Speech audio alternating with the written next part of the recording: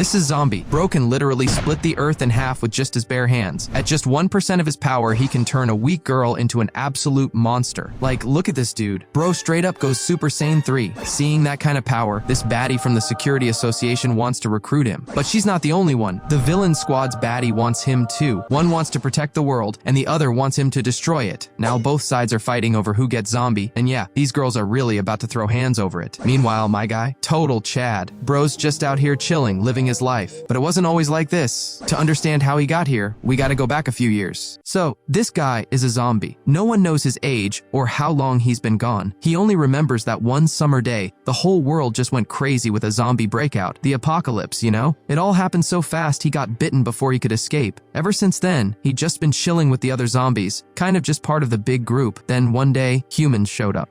They had all these weapons, guns and missiles, and they totally wiped out the zombies. Some of the zombies got burned for fuel, and some were even forced by the humans to become perpetual energy machines, powering the human cities.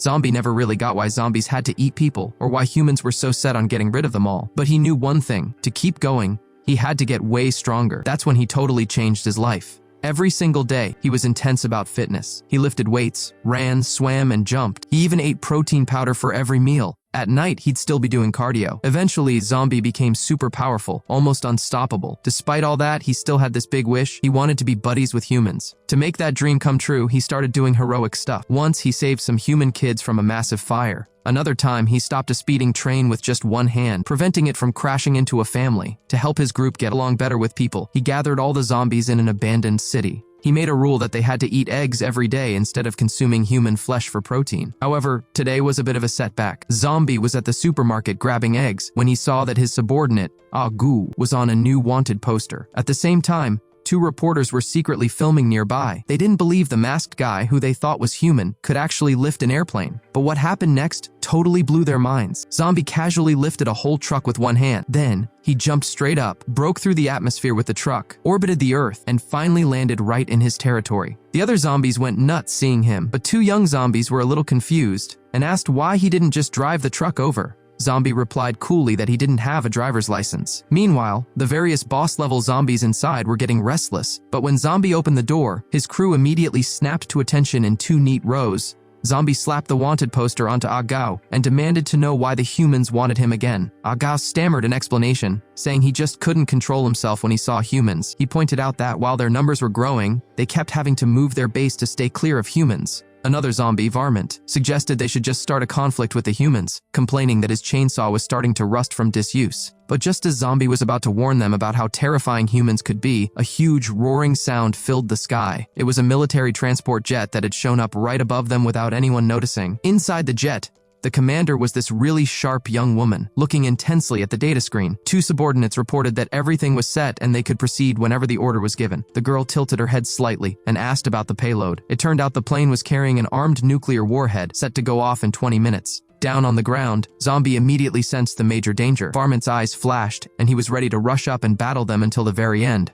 But Zombie quickly stopped him, explaining that Varmint always lost control around humans. He ordered everyone to evacuate the other zombies first, saying he would take care of the humans himself. Soon after, several armored trucks slowly rolled into the area. Their job was to look for any civilians on the ground and get them out. Just then, the military jet's door suddenly opened. A young man, completely decked out in gear, stood there, facing the huge crowd of zombies below. He wasn't scared at all. In fact, he boasted that he'd take down a boss zombie if one appeared. Meanwhile, somewhere else, a man in a white robe was watching the whole thing on a screen. He noted to himself that the young man looked like he was from the Beyonders Academy. He smiled slightly, saying he wanted to have some fun with them. After that, he hit a red button. Immediately, a cage full of people dropped from the sky and landed right in the middle of the zombie crowd. At the same time, the human rescue team detected signs of human life and slowly moved forward with their weapons ready. A person in the rescue team pointed and wondered why a certain zombie wouldn't go down. They were looking at two young, shaking zombies huddled together, with Zombie standing right in front of them. Suddenly, the squad leader aimed a rocket launcher. The rocket flew fast and engulfed Zombie in a huge explosion in flames. Then, someone else suggested that the figure wasn't a zombie but actually a Beyonder. the masked hero who had been helping people lately. Hearing this, the squad leader was totally confused. He realized he had hit the wrong person. As the smoke cleared, Zombie stood there completely unharmed, scratching his head with a bewildered look. At that moment, the president on the military jet reported that a boss zombie had been detected and ordered the marshal to head to Zone B to intercept it. As soon as she finished speaking, the marshal leaped out of the military jet, dropping 100 meters through the air. While the rescue team started getting the civilians out, the man in the white robe was getting ready to cause more trouble. He observed that they had rescued almost all the civilians and admitted they shouldn't underestimate the heroes. The man smiled slightly and tilted his head, suggesting they should give the rescuers something interesting to deal with. The man with green hair instantly got the message. Soon, under his control, one of the zombies in the crowd started a terrifying transformation. Before long, that zombie had turned into a terrifying, mindless monster. Zombies sensed this change from a distance. Just then, the rescue team squad leader suddenly ran toward Zombie. While Zombie was still looking confused, the squad leader quickly grabbed him and ran back to the vehicle, saying saving a life was the priority. After tossing Zombie inside, the squad leader told the driver to go fast.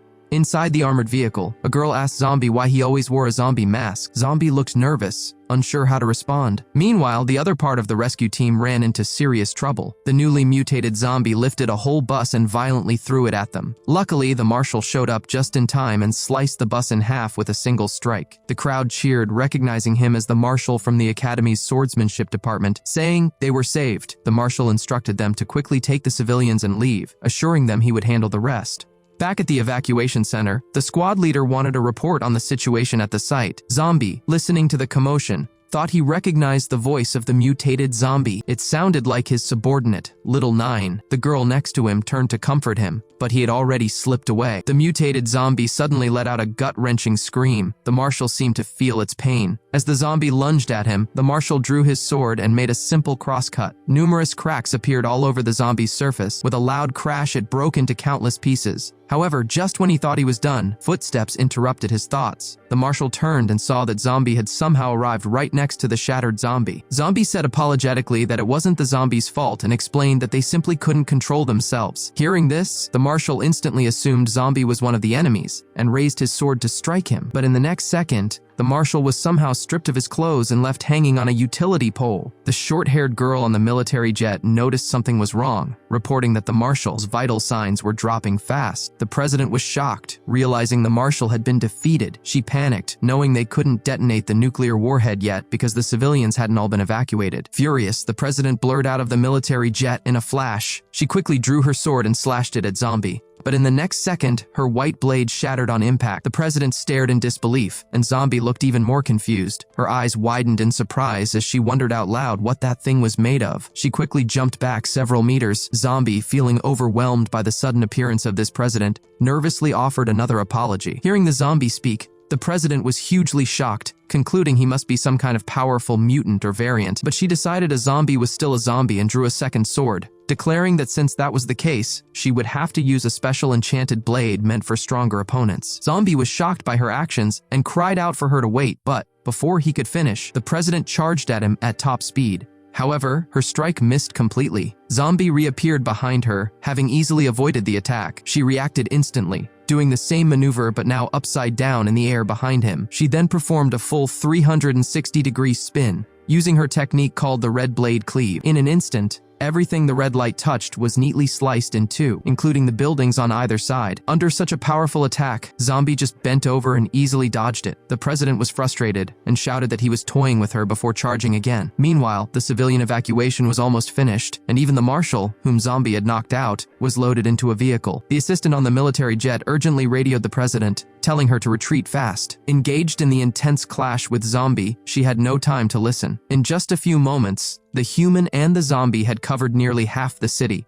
Zombie had spent the whole time just avoiding the president. She yelled at him, asking why he was running. Zombie, confused, said it was because she was just going to slice him. Seeing she couldn't catch him, the president immediately activated her second technique, Ido Level 2. A large amount of white steam suddenly burst from her mechanical calves. Once the charge was complete, she shot out at incredible speed, instantly appearing behind Zombie and then unleashed her most powerful move. In just a moment, both landed back on the ground. The president thought she had dealt with Zombie and was contacting the military jet for pickup. Just then, the mysterious man in the white robe started to make his move again. The civilians had all been saved, but the white-robed man revealed they still had a spy on the aircraft and planned to use him. Just as everyone was celebrating the successful rescue, the spy on the military jet suddenly opened the nuclear warhead launcher and pressed the button without hesitation. In the next second, the nuclear warhead dropped from the military aircraft. By then, the spy had been restrained by 2 others in the cabin. When they reported the news, everyone's faces were filled with fear. Watching the nuclear warhead plummeting rapidly, the president started to panic. She quickly tried to use her mechanical leg boosters to jump back to the military jet, but she suddenly froze. It turned out that her intense fight with Zombie had completely drained her batteries. While the president was panicking, Zombie suddenly appeared in front of her. Before she could react, Zombie grabbed her, spun her around, and threw her high into the sky. She landed perfectly back on her military aircraft. It took her a moment to recover, and then she realized the nuclear warhead was heading straight for Zombie. At this point, the warhead was less than 1,000 meters from the ground. However, Zombie showed no intention of dodging. He pushed hard against the ground with his foot,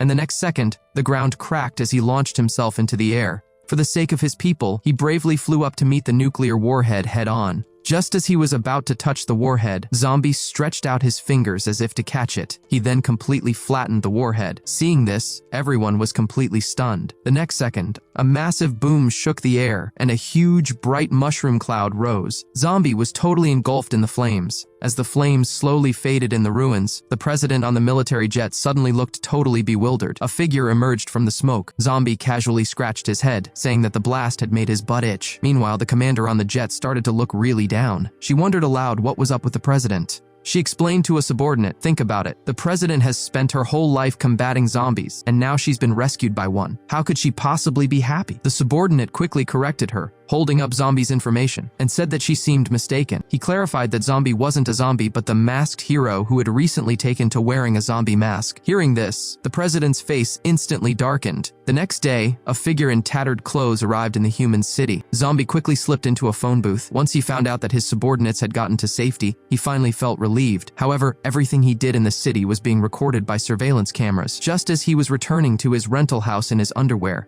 the president, watching the surveillance feed, figured out where he was. At that moment, Zombie felt that creepy sensation of being watched. Watching the almost naked Zombie, the girl on the screen also looked completely flustered. That day, Zombie was going through his usual exercise routine, wondering if his family had settled in yet. But just then, his door was suddenly kicked open. The person who entered was the president he had just saved. As soon as she was inside, she ordered her subordinates to start moving his stuff. While Zombie was still confused, the president suddenly pulled out an admission notice and shoved it in front of him. She announced that they were from the Beyonders Academy and that he had been accepted. She informed him that from now on he was officially a member of their academy. After saying this, she pointed at Zombie. Several men in suits immediately stepped forward to carry out her orders. Zombie looked at them, protesting and asking if zombies could even go to school. But the president firmly said he was just a human who liked wearing a zombie mask. And just like that, poor Zombie was forced to enroll at the Beyonders Academy. At this point, the red-haired girl, Dawn, mentioned to the president that it wasn't right to recruit people so casually. She also pointed out that the academy dorms were all planned out and wouldn't have any space for him. The president immediately replied that Zombie could just stay with her for the time being. Zombie looked totally out of place in the president's room. Since the president wasn't saying anything,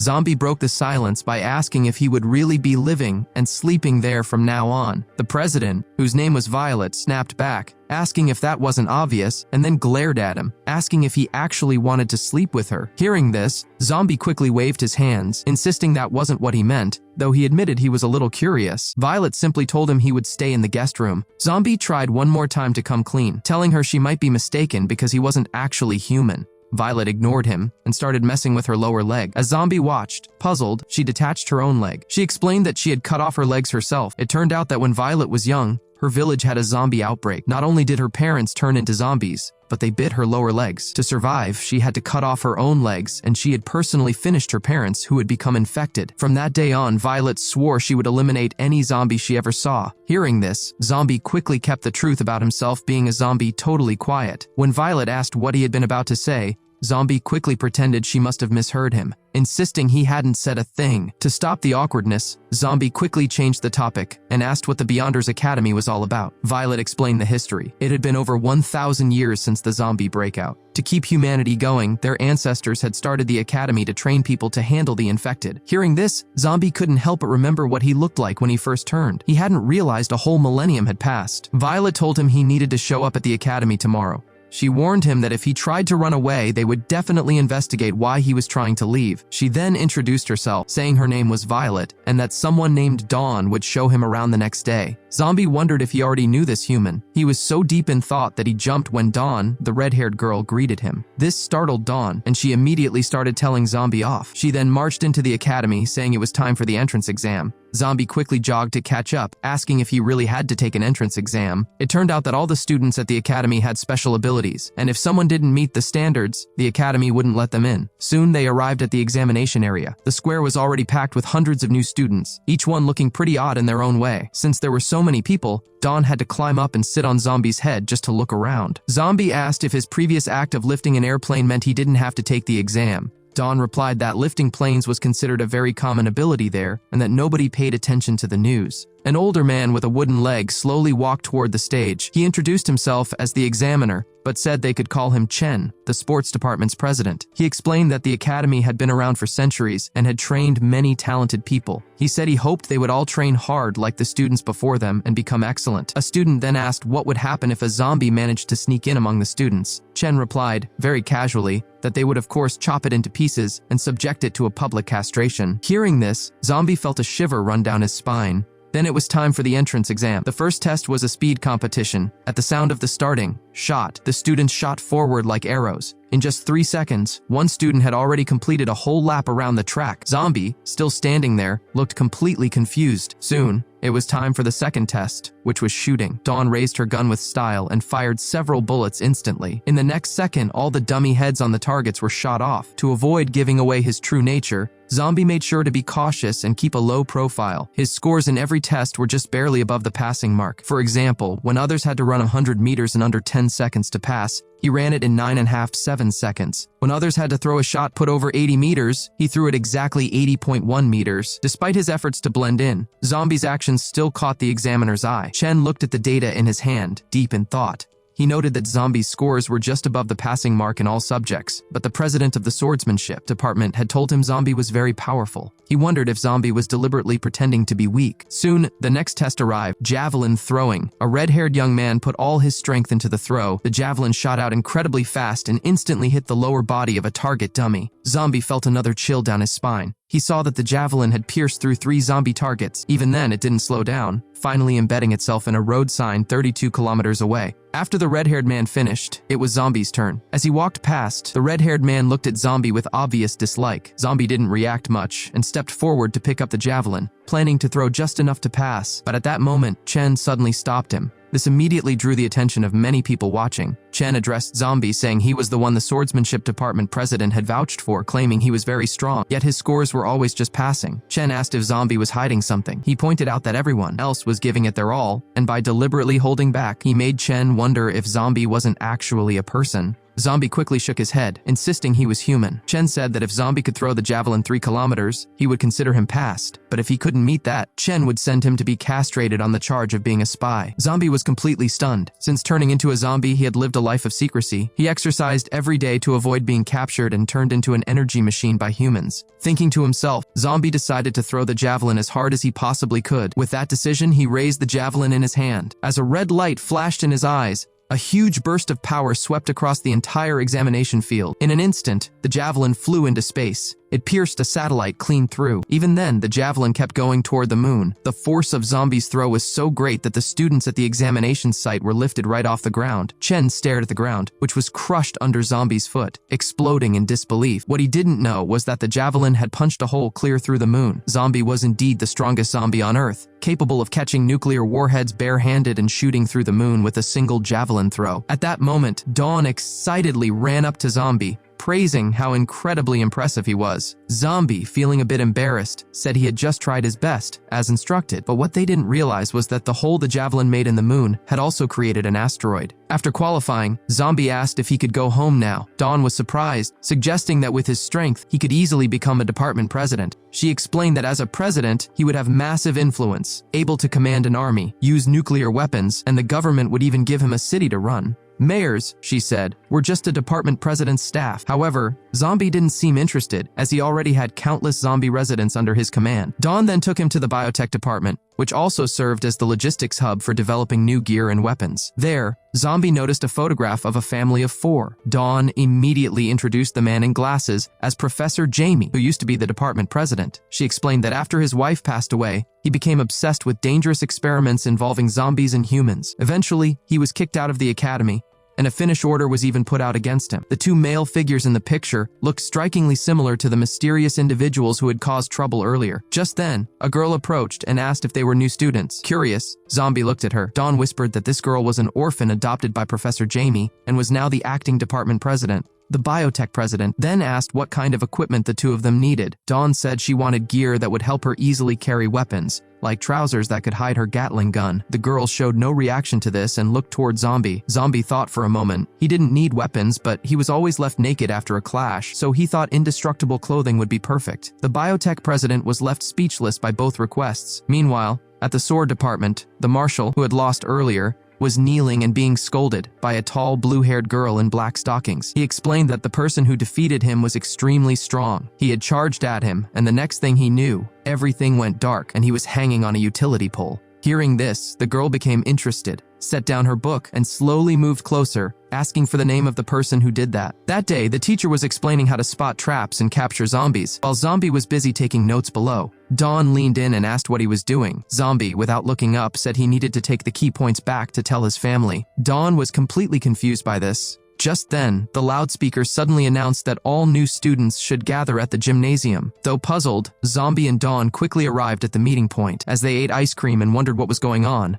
Violet suddenly appeared, telling them to behave as this was a very important meeting. A tall, blue-haired beauty was watching Zombie from a distance. Her name was Zhang Lanqi, the president of the sword department. She and Violet of the swordsmanship department were longtime rivals, so she had come to see how strong this zombie that Violet had introduced really was. Seeing Zombie's relaxed attitude, Zhang Lanqi told her subordinate to test him later. Meanwhile, several mysterious figures suddenly appeared at the gymnasium entrance. The one in front was the so-called chief, the president of the mechanical lifeform department. Seeing the chief walk in, everyone respectfully bowed. Dawn, seeing Zombie looking clueless, quickly pushed his head down to bow to the chief. At that moment, the chief glanced at Zhang Lanqi next to him and warned her not to cause any trouble. Hearing this, Zhang Lanqi had no choice but to wave her hand, signaling that she would leave immediately. Her subordinate asked if they were just going to let Zombie go. Zhang Lanqi's eyes twinkled, and she smiled, saying the chief's matters were more important than Zombie, and she only respected the strongest people. The chief walked up to Violet and patted her on the shoulder to acknowledge her hard work. Zombie asked Dawn who this chief was. Dawn, thinking Zombie was jealous, started explaining the chief's background. It turned out he was Professor Jaime's greatest creation, an evolved version of humans. Out of tens of thousands of test subjects, only he had survived. After Professor Jaime was expelled, the chief started the mechanical lifeform department. In the city he ruled, there hadn't been a zombie outbreak for 10 years, and any zombie that crossed his path turned into ash. Hearing this, Zombie felt a shiver run down his spine. Just then, the chief began the meeting. It turned out the spy they had caught still hadn't revealed anything. Hearing that the spy was the one who had secretly launched the nuclear warhead, Zombie was furious, realizing that this was the guy who had bombed him. The discussion about the traitor, Professor Jaime, made Zombie wonder if the threat of zombies had actually passed and if all the tensions were just due to internal conflict. Dawn confirmed that was the situation. The chief then offered a challenge. If anyone could make the spy reveal Professor Jaime's hiding place, that person would be made a vice president. Hearing this, the new students in the gym erupted in excitement, all raising their hands eagerly to try. But 2 hours passed, and the spy still hadn't budged. Whether it was painful treatment, mock castration, or any other kind of torment, he just wouldn't talk. The scene had even become bizarre, with some students banging drums and gongs, and others even trying to recite religious scriptures. Violet had a major headache watching all this. She asked Zombie if he had a way to make the spy speak. Immediately after, Dawn raised her hand and volunteered Zombie. Surprisingly, Zombie stepped forward and agreed to try to make the spy talk. This move stunned Dawn. Zombie had always kept a low profile, so why was he suddenly taking the initiative? It turned out Zombie wanted to find out from the spy why his subordinates were suddenly losing control. Soon, Zombie arrived at the room where the spy was held. The spy glanced at Zombie without any fear and then turned his head away, telling him to bring whatever kind of torment they had. But after waiting a while, Zombie just stood there silently. The spy taunted him, asking if the school had no one else to send, mocking Zombie and saying he wasn't even afraid of castration. So was Zombie just trying to tickle him? Zombie didn't get angry, but calmly told him to stand up. As soon as he said it, the spy actually stood up obediently. The onlookers were completely shocked, wondering how he had managed that. As it turned out, Zombie had quickly made a small cut on the spy's arm and implanted a zombie virus into the wound. The virus spread rapidly, quickly taking over the spy's entire brain. The spy became instantly obedient, not only telling Zombie his own name but also complying with every question Zombie asked. At that moment, Dawn and Violet were completely speechless. They hadn't expected Zombie to have the ability to control other people's minds. Zombie then asked the spy why those zombies, who were normally very gentle, had suddenly started losing control. The spy revealed that Professor Jaime had scattered a kind of drug over the city, and any zombie that touched it would go totally crazy. He said Professor Jaime was then ordering them to clash with the Beyonders Academy folks to gather data. Zombie asked why he would do such a thing. The spy just said he didn't know the exact reason, only that Professor Jaime was collecting data to achieve something even bigger. Finally, he gave up Professor Jaime's hiding spot, 500 meters underground in H City. Zombie suddenly turned away, and speaking in the zombie language, told the spy that he had implanted a virus in his brain, and that he could trigger it to end his own life. As soon as Zombie finished, the spy numbly agreed and then passed away. When Zombie walked out of the interrogation room, everyone looked at him in total horror. Even Violet got cold sweats. However, Zhang Lanqi, the president of the sword department, watched him with definite interest. Up on the stage, the chief clapped and said Zombie did a great job, acknowledging that the younger generation was definitely taking over. After that, the chief asked Zombie to come with him to register as a vice president. Zhang Lanqi looked confused, wondering aloud when vice presidents had to register for their position. Watching Zombie slowly follow the chief toward the back door of the gym, Zhang Lanqi couldn't help but follow along with her subordinate. Meanwhile, 500 meters underground in a ruined city, someone reported to Professor Jaime that their spy had confessed. Professor Jaime wasn't panicked at all and just told them to let the academy come. His green-haired subordinate was shocked, pointing out that those people weren't easy to deal with. Professor Jaime, however, calmly walked over to his experimental equipment. He said it was actually good they were coming, since the experiment was almost done anyway,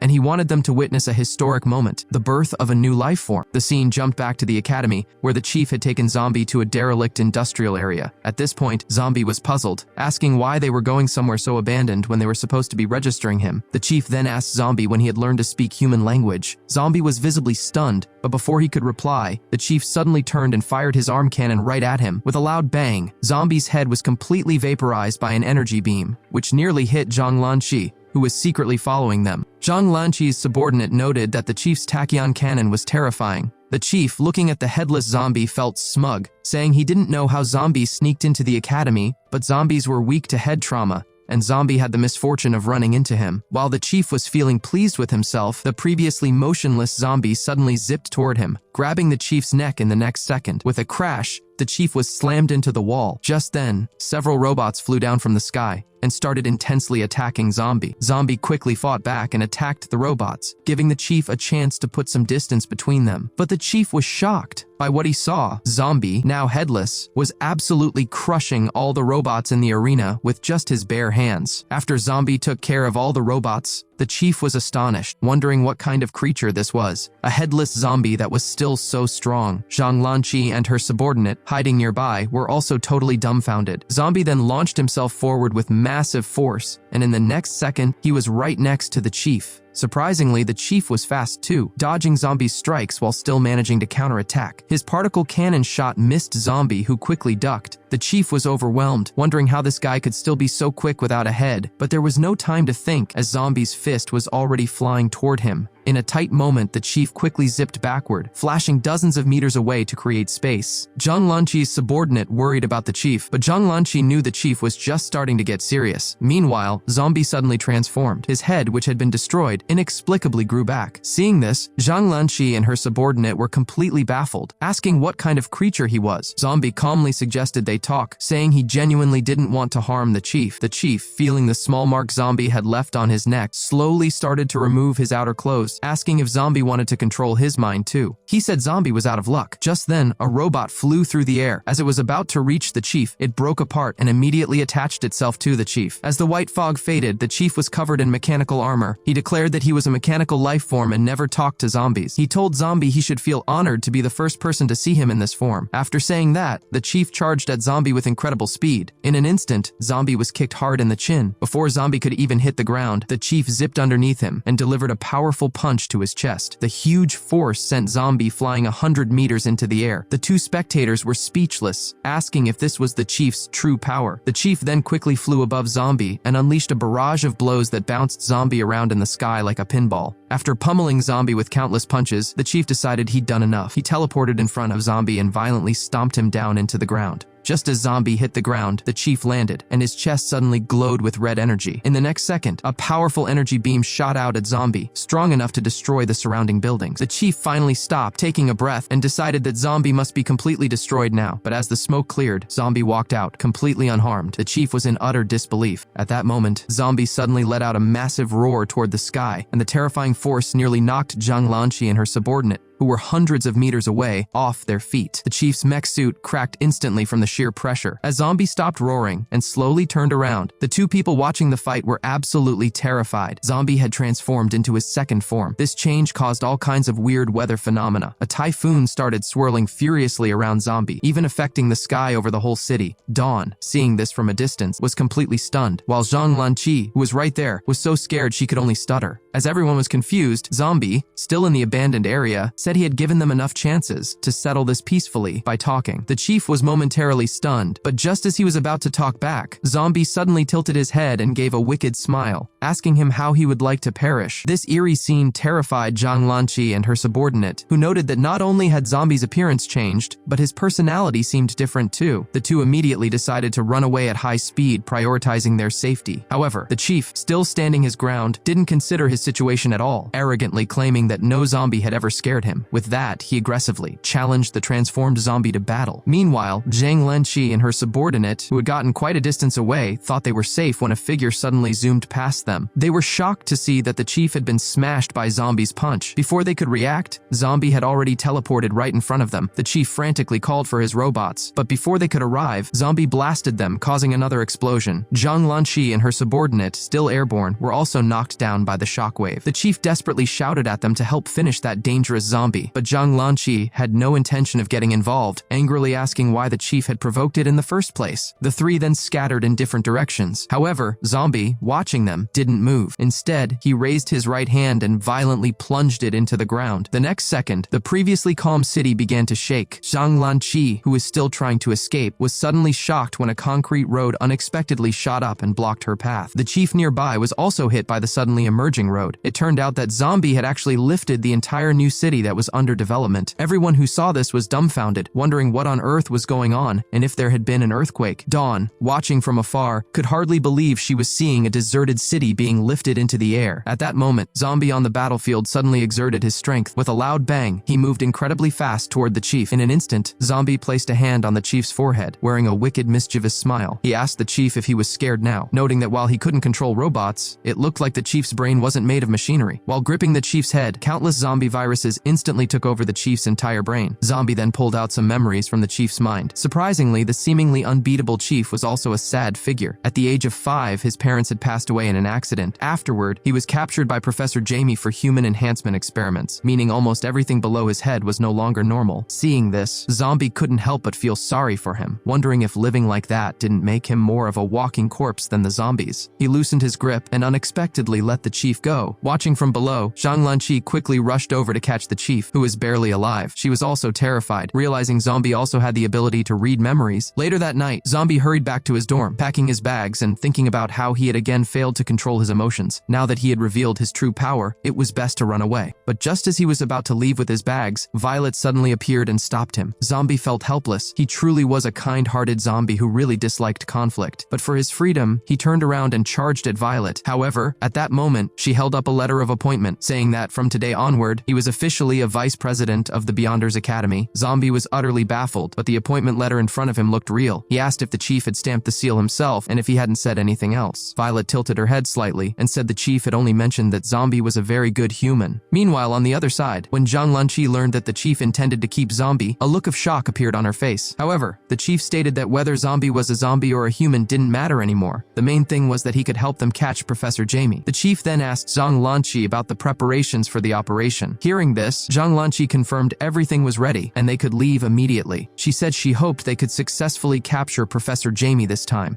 The scene switched to an abandoned town, where Varmint furiously yelled that their king had been captured by humans and asked what they should do if the humans took him from them. The zombie underlings shouted they would finish the humans and rescue their king, though some insisted their king couldn't possibly be captured. After a few calm days, an aircraft carrier suddenly appeared at sea. The chief stood in the command center, shouting into the microphone that they only had one chance and absolutely had to capture Professor Jaime. Soon, they arrived at the ruined city where Professor Jaime was hiding. Zombie and Dawn casually strolled through the city as if they were just window shopping. Just then, a group of human armed forces suddenly appeared. As soon as they saw Zombie, they all snapped to attention and saluted him. This action completely confused Zombie. A captain stepped forward and reported that starting today, the 56th Regiment, consisting of 120,000 people, would follow Vice President Zombie's orders. In an effort to catch Professor Jaime, the chief had actually given Zombie a whole group of human troops to command. Looking at the 120,000 soldiers now under him, Zombie jokingly asked if they would even end their own lives if he told them to right then. As soon as he finished speaking, a soldier immediately pulled out a hand grenade and yelled that it was an honor. Sir, Zombie was completely baffled and started shouting that it was only a joke. However,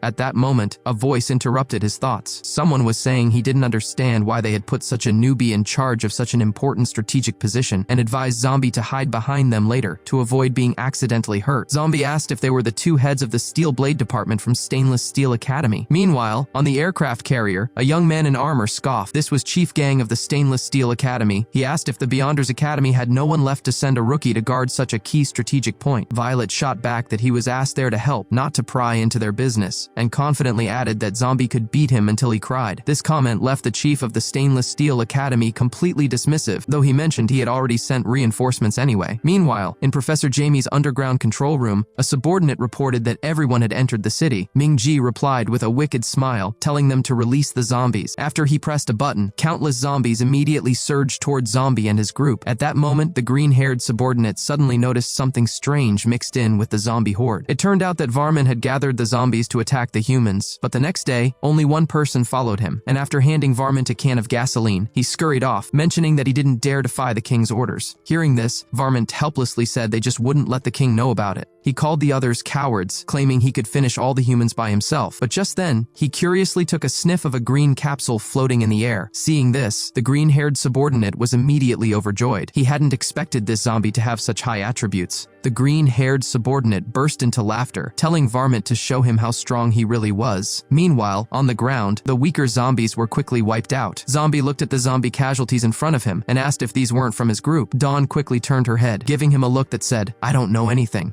Just then, the president of the Steel Blade Department walked up and mocked them, telling the weaklings to go home to their mothers and stop getting in the way. But before he could finish, a series of roars came from a distance. Everyone looked over and saw Zombie's subordinate, Varmint. Zombie was confused, asking what Varmint was doing there. Varmint didn't answer, but instead chugged the gasoline in his hand. Dawn was completely shocked. Suddenly, Varmint pulled the cord on his chainsaw, and the roaring sound of the engine filled the entire area. Varmint roared at the sky and charged furiously toward the group. The nearby buildings started to crack, and Dawn, who was directly in his path, was blown away. Zombie, however, stood completely steady and unfazed. Dawn screamed in terror, asking what that guy was. At that moment, the totally out-of-control Varmint yelled that he was going to wipe out all the humans. The president of the Steel Blade Department suddenly got interested, saying, "Not bad, finally a decent zombie." Meanwhile, Zombie was dragging Dawn away in a desperate run. Dawn was confused, asking why they were running when the president of the Steel Blade Department was right there. Zombie simply told her that they couldn't finish Varmint. Dawn was very surprised, noting that Varmint truly had an immortal body. However, their escape looked like pure fear to the president of the Steel Blade Department. Just as he was about to mock them, the vice president beside him was sent flying by a punch from Varmint, crashing right into a tank behind them. At that moment, the president of the Steel Blade Department reacted and quickly turned back, confused, but the vice president was already down and couldn't speak. When the president turned back again, Varmint was somehow already in front of him. A sound of rapid, heavy punches erupted as the president was bounced between the buildings. Inside the control room, the green-haired subordinate exclaimed that Varmint's power level was incredible and that the president of the Steel Blade Department was in deep trouble. Just as the president thought he could counterattack, Varmint slapped him, sending him spinning, and then kicked him hundreds of meters away, where he crashed into his vice president. Both the president and vice president of the Steel Blade Department were now incapacitated. Varmint teleported in front of them, raised his chainsaw, and viciously swung it down, but somehow somehow, the president still had the strength to block it with his steel armor. On a distant rooftop, Zombie and 2 others were calmly watching the whole thing. Dawn cried out, saying it looked like the president of the Steel Blade Department couldn't hold out much longer. Surprisingly, the previously arrogant president was now being beaten by Varmint, crying and yelling for his mother. Seeing this, Dawn and the others looked dismayed. Dawn asked Zombie what they should do now. Zombie, observing Varmint, thought that intervening might expose him. He turned to Dawn and told her to go down and defeat Varmint. Dawn protested, saying that if the president of the Steel Blade Department couldn't win, going down there would just be like offering herself up on a plate. Zombie ignored her complaint and instead bit her arm. Afterward, Dawn was bewildered, asking if she was going to turn into a zombie now. Then she covered her chest with both hands and angrily asked if Zombie had any inappropriate thoughts toward her. Zombie quickly denied it. He told her to remember to hold back a little when she struck Varmint. Zombie had used his powerful zombie virus to totally reconfigure and upgrade Dawn's genes. In an instant, Dawn powered up. Just as Varmint was about to finish off the president of the Steel Blade Department, Dawn approached, dragging her Gatling gun behind her, and challenged Varmint to come play with her. Varmint turned around and asked who she thought she was. She calmly stepped forward and called him a braggart, asking what made him so special. After saying this, Dawn immediately pulled out her specialized Gatling gun. In an instant, countless bullets zipped toward Varmint, but to her surprise, Varmint was just casually dodging everything. However, the president of the Steel Blade Department behind him was in bad shape. Fortunately, all the bullets managed to just barely miss him. The vice president quickly grabbed the president and got them both out of the battle zone. Just then, Dawn appeared right above Varmint and performed a 360-degree leap into the air. As she flew over his head, she quickly pulled the pins from 2 high-explosive grenades. Dawn forcefully stuffed the 2 grenades into Varmint's mouth. With a thunderous explosion, Varmint was instantly engulfed in flames. But as the thick smoke cleared, Varmint walked out as if nothing had happened, asking if she was trying to tickle him, as it didn't hurt at all. But before he could finish his sentence, he was shot in the face with buckshot. Dawn, with a mischievous smile, was back on top of the building. The vice president asked Zombie what he had done to her. Zombie replied that it wasn't much, just a slight modification to her genes, and that this was only the beginning stage. He could make her even stronger. The focus shifted back to Varmint. Although he was immortal, facing such intense attacks still made him feel the pain. At that moment, Dawn suddenly laughed uproariously, as if her body had evolved. Seeing this, the president of the Steel Blade Department was completely terrified, now only wanting to hurry home to his mother. Suddenly, Varmint took the initiative and charged at Dawn, but he missed, and instead, Dawn stomped him into the ground. With a bang, Dawn delivered a sweeping kick to Varmint's face. The powerful blow sent him flying and tumbling backward. Dawn picked up a rocket launcher and yelled, asking if he wasn't immortal, and telling him to try this out. At that moment, Varmint, who was looking quite beaten up, saw some gasoline nearby. He quickly grabbed the barrel and started chugging it down. At the same time, Dawn's rocket fired toward him, but in a flash, the rocket was split in 2. It turned out that Varmint, having fueled up on gasoline, had somehow increased his strength. Varmint then sliced Dawn in half with his quick move. Seeing this, the president and vice president of the Steel Blade Department exclaimed in despair, saying it was over, and they were definitely done for this time. Varmint smugly reminded them that he was immortal and told them to stop wasting their energy. However, Zombie on the rooftop suddenly clenched his fist. The next second, Dawn's sliced body miraculously started to heal. This change shocked Varmint. He hadn't expected Dawn to also have regeneration. Seeing this, the president and vice president from the Steel Blade Department just wanted to hurry home to their mothers. Meanwhile, the 2 in the arena were only getting more energized as they fought. Dawn, with a mischievous smile, roared that Varmint wasn't bad and that they should keep playing. Hearing this, Varmint was also confused, asking who the real Zombie was. At this moment, Zombie, standing on the rooftop, hadn't expected Dawn's potential to be so great after her genetic change. However, at this point, her body had been badly hurt, and the pain from being sliced in half was real, so the fight needed to end quickly. Zombie decided to intervene, saying that since Varmint couldn't stay home and behave, he shouldn't blame Zombie for having to discipline him. With Zombie's deliberate control, Dawn's potential was activated again. In just an instant, she was right in front of Varmint. Dawn punched Varmint in the face, sending him flying high into the air. Just then, Dawn ran up a building, got behind Varmint, and fiercely smashed the back of her Gatling gun onto his head.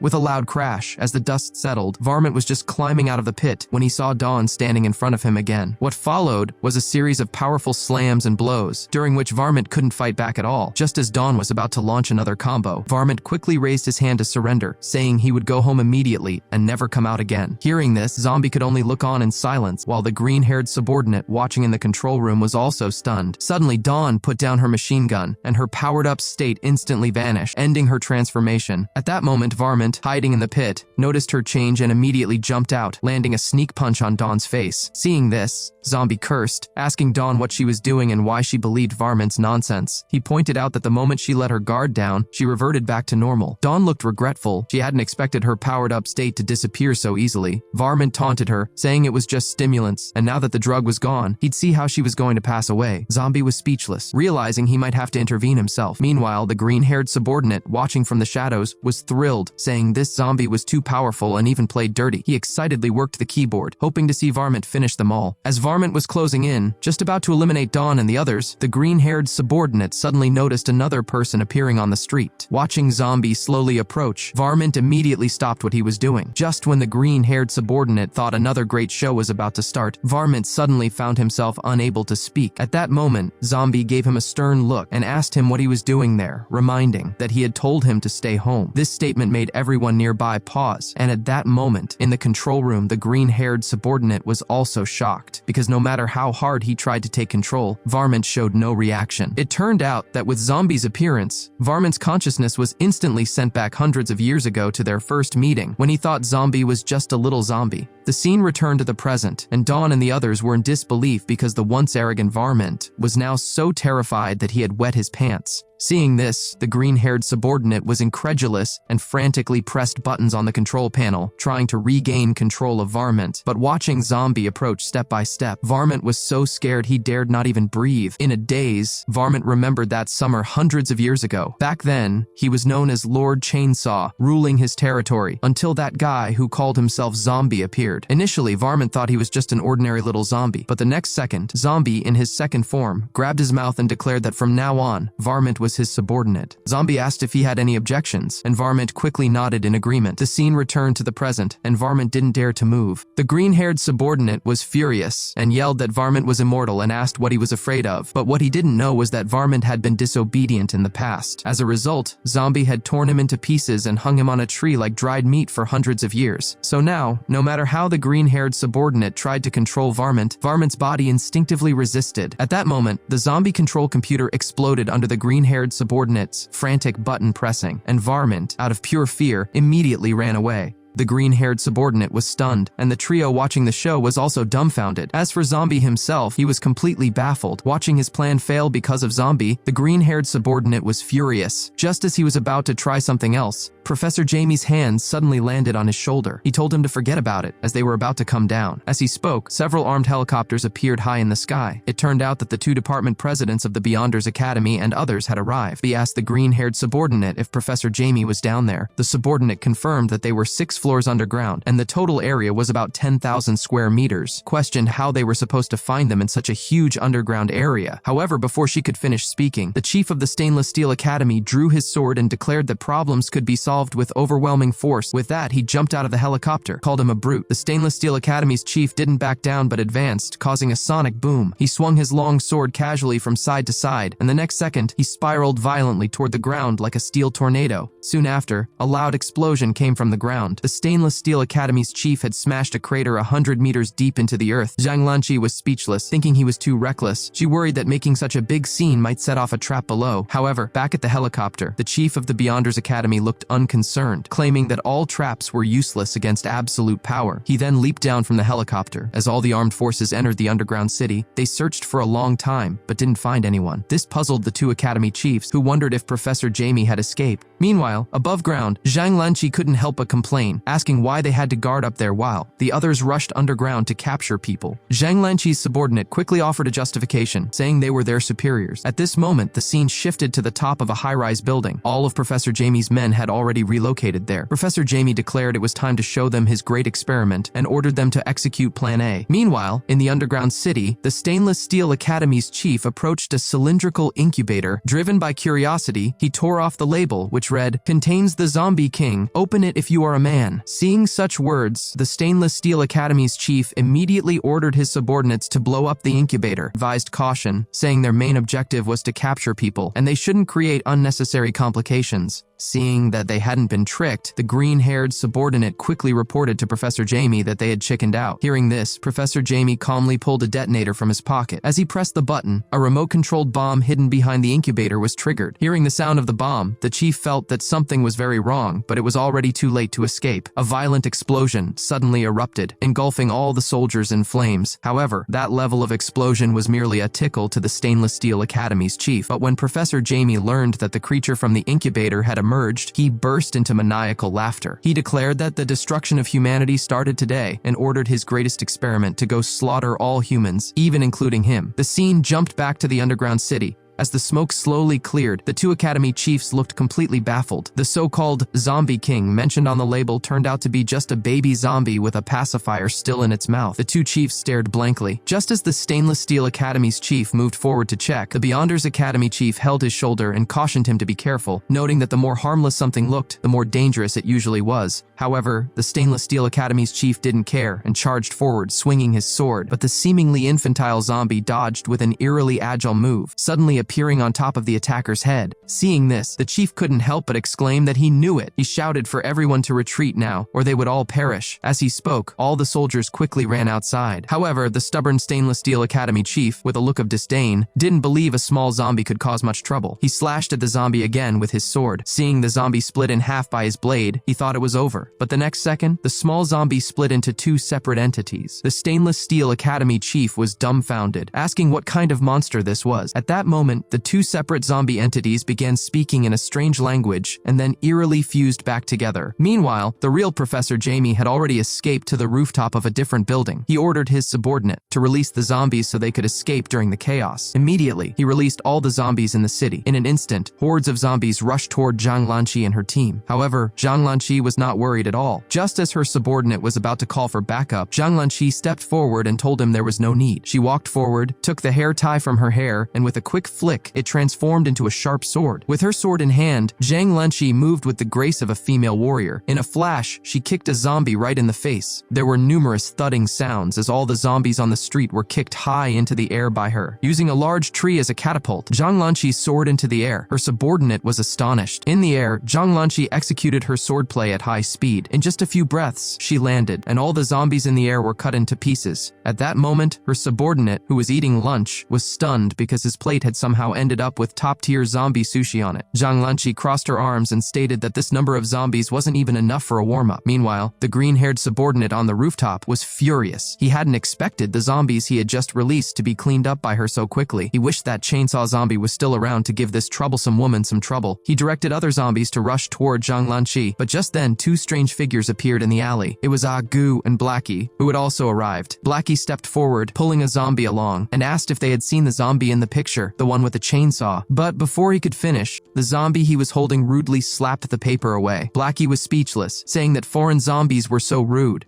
Goo stepped forward, worried that if they couldn't find Varmint, the king would punish them too. Blackie broke out in a cold sweat, but insisted they would find him. Meanwhile, inside the underground city, the pacifier-sucking zombie stretched out its hand and invited them to come play. The two Academy chiefs were left speechless. The Stainless Steel Academy chief was the quicker one, drawing his sword and slashing at the zombie. But the zombie dodged everything. At that moment, the Stainless Steel Academy chief gathered his strength and, with a powerful slash, cut the zombie into two pieces. However, the bisected zombie acted as if nothing had happened, bounced a few times, and then reconnected. This made the Stainless Steel Academy chief furious, demanding that if the zombie had guts, it shouldn't run and should fight him fairly. After hearing this, the zombie suddenly pulled out its pacifier. Something bizarre happened. The once less than a meter tall little zombie transformed into a tall and beautiful female zombie. Seeing this, the two Academy chiefs were dumbfounded, asking what the heck this was. The Stainless Steel Academy chief asked if she was ready and fiercely slashed at the female zombie with his katana. But the next second, he was dumbfounded because his powerful strike was effortlessly caught by her with just 2 fingers. Furthermore, no matter how much force he used, the steel blade couldn't move even a fraction of an inch further. Seeing this, the Stainless Steel Academy chief realized he was probably no match for her and immediately turned around, yelling at the chief to come over and help. Hearing this, the chief joined the fight in his Model 1 armor.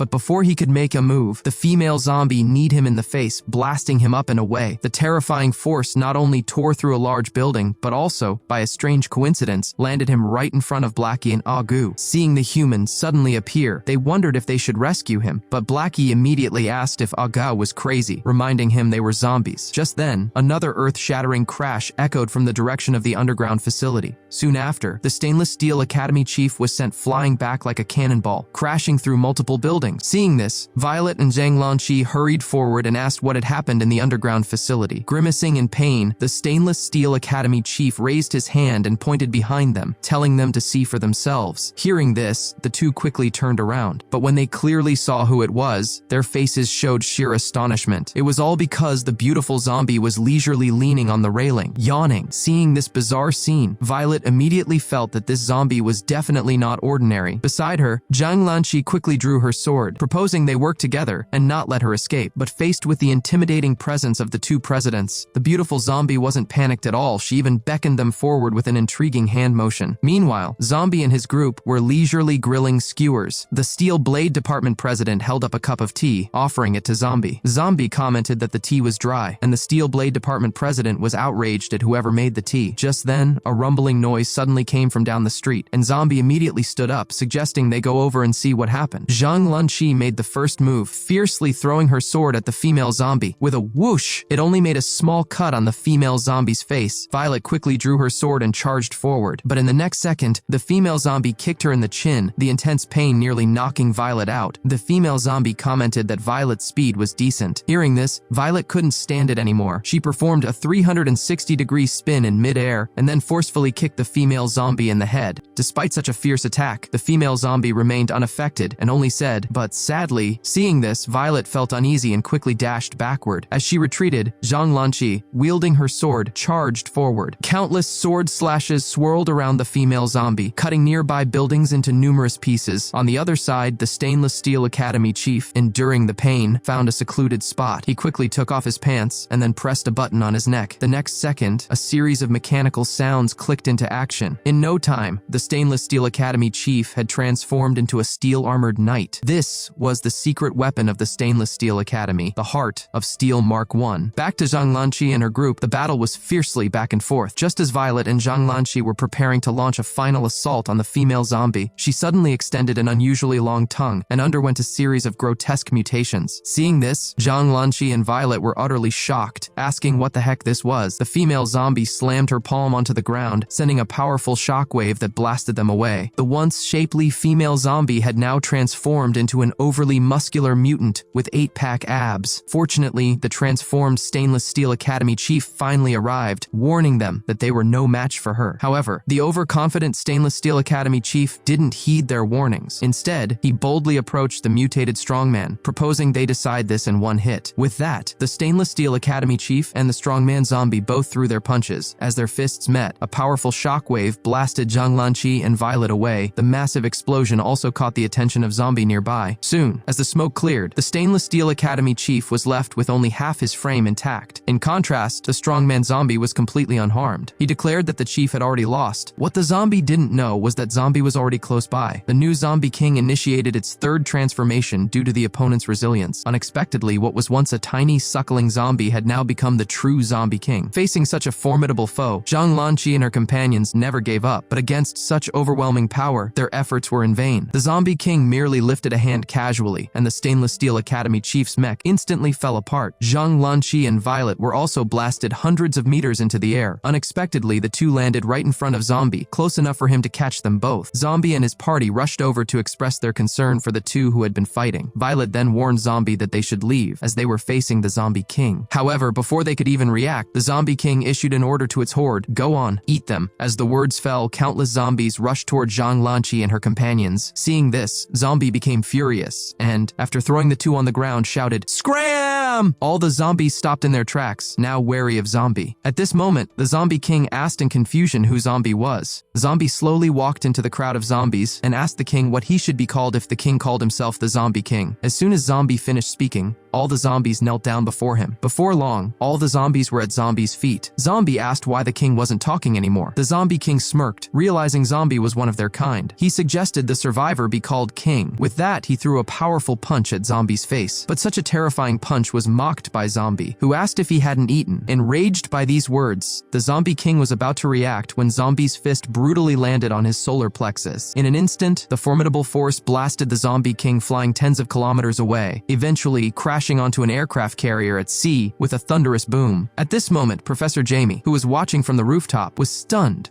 asking how such a terrifying creature had suddenly appeared. On the other side, the Zombie King laughed, saying it was interesting and that he had finally found someone worth fighting. After speaking, he plunged into the sea and then lifted a submarine weighing tens of thousands of tons into the sky. The Zombie King used the submarine as a weapon and slammed it down onto Zombie with a big crash. Meanwhile, on a rooftop, Blackie was giving the chief emergency medical attention. Just then, Blackie said he sensed the king's presence over there. A figure suddenly shot up from within the submarine. Zombie flew into the sky and then flung a rope around the Zombie King's neck, yanking it fiercely toward him. The next second, Zombie brutally kicked him in the face. The terrifying force caved the Zombie King's face in. The Zombie King was thoroughly enraged. He rushed to the ground, lifted the submarine again, and swung it violently at Zombie. With a thunderous boom, Zombie was blasted thousands of kilometers away onto an aircraft carrier. Zombie mocked him, asking if he liked throwing things around. Meanwhile, seeing the Zombie King's formidable power, the chief urgently suggested they evacuate immediately, warning that the thing Professor Jaime had developed was not something Zombie could handle. But before he could finish, Blackie smirked dismissively, telling the chief to watch carefully, as there was no one in this world who could defeat their king, not even the gods. Back on the aircraft carrier, Zombie suddenly flashed, and the next second, he was already in front of the Zombie King. The king was shocked at how much faster he had gotten. Zombie's fist fiercely smashed into his face. The terrifying force directly sent the Zombie King flying off the earth. However, before the Zombie King could catch his breath, an aircraft carrier was launched right into him. With a loud boom, the Zombie King was fiercely smashed into the moon. Dawn and the others were completely stunned. However, at that moment, the Zombie King on the moon kicked the aircraft carrier with great force and simultaneously propelled himself back to Earth. The aircraft carrier and the Zombie King, filled with rage, were heading right toward Zombie. Seeing this, Zombie immediately jumped, rushing toward the Zombie King mid-flight. But at this moment, the Zombie King suddenly entered the aircraft carrier's main inner deck and began to damage the nuclear reactor. Just as Zombie arrived at the aircraft carrier, a huge explosion instantly spread across the continent's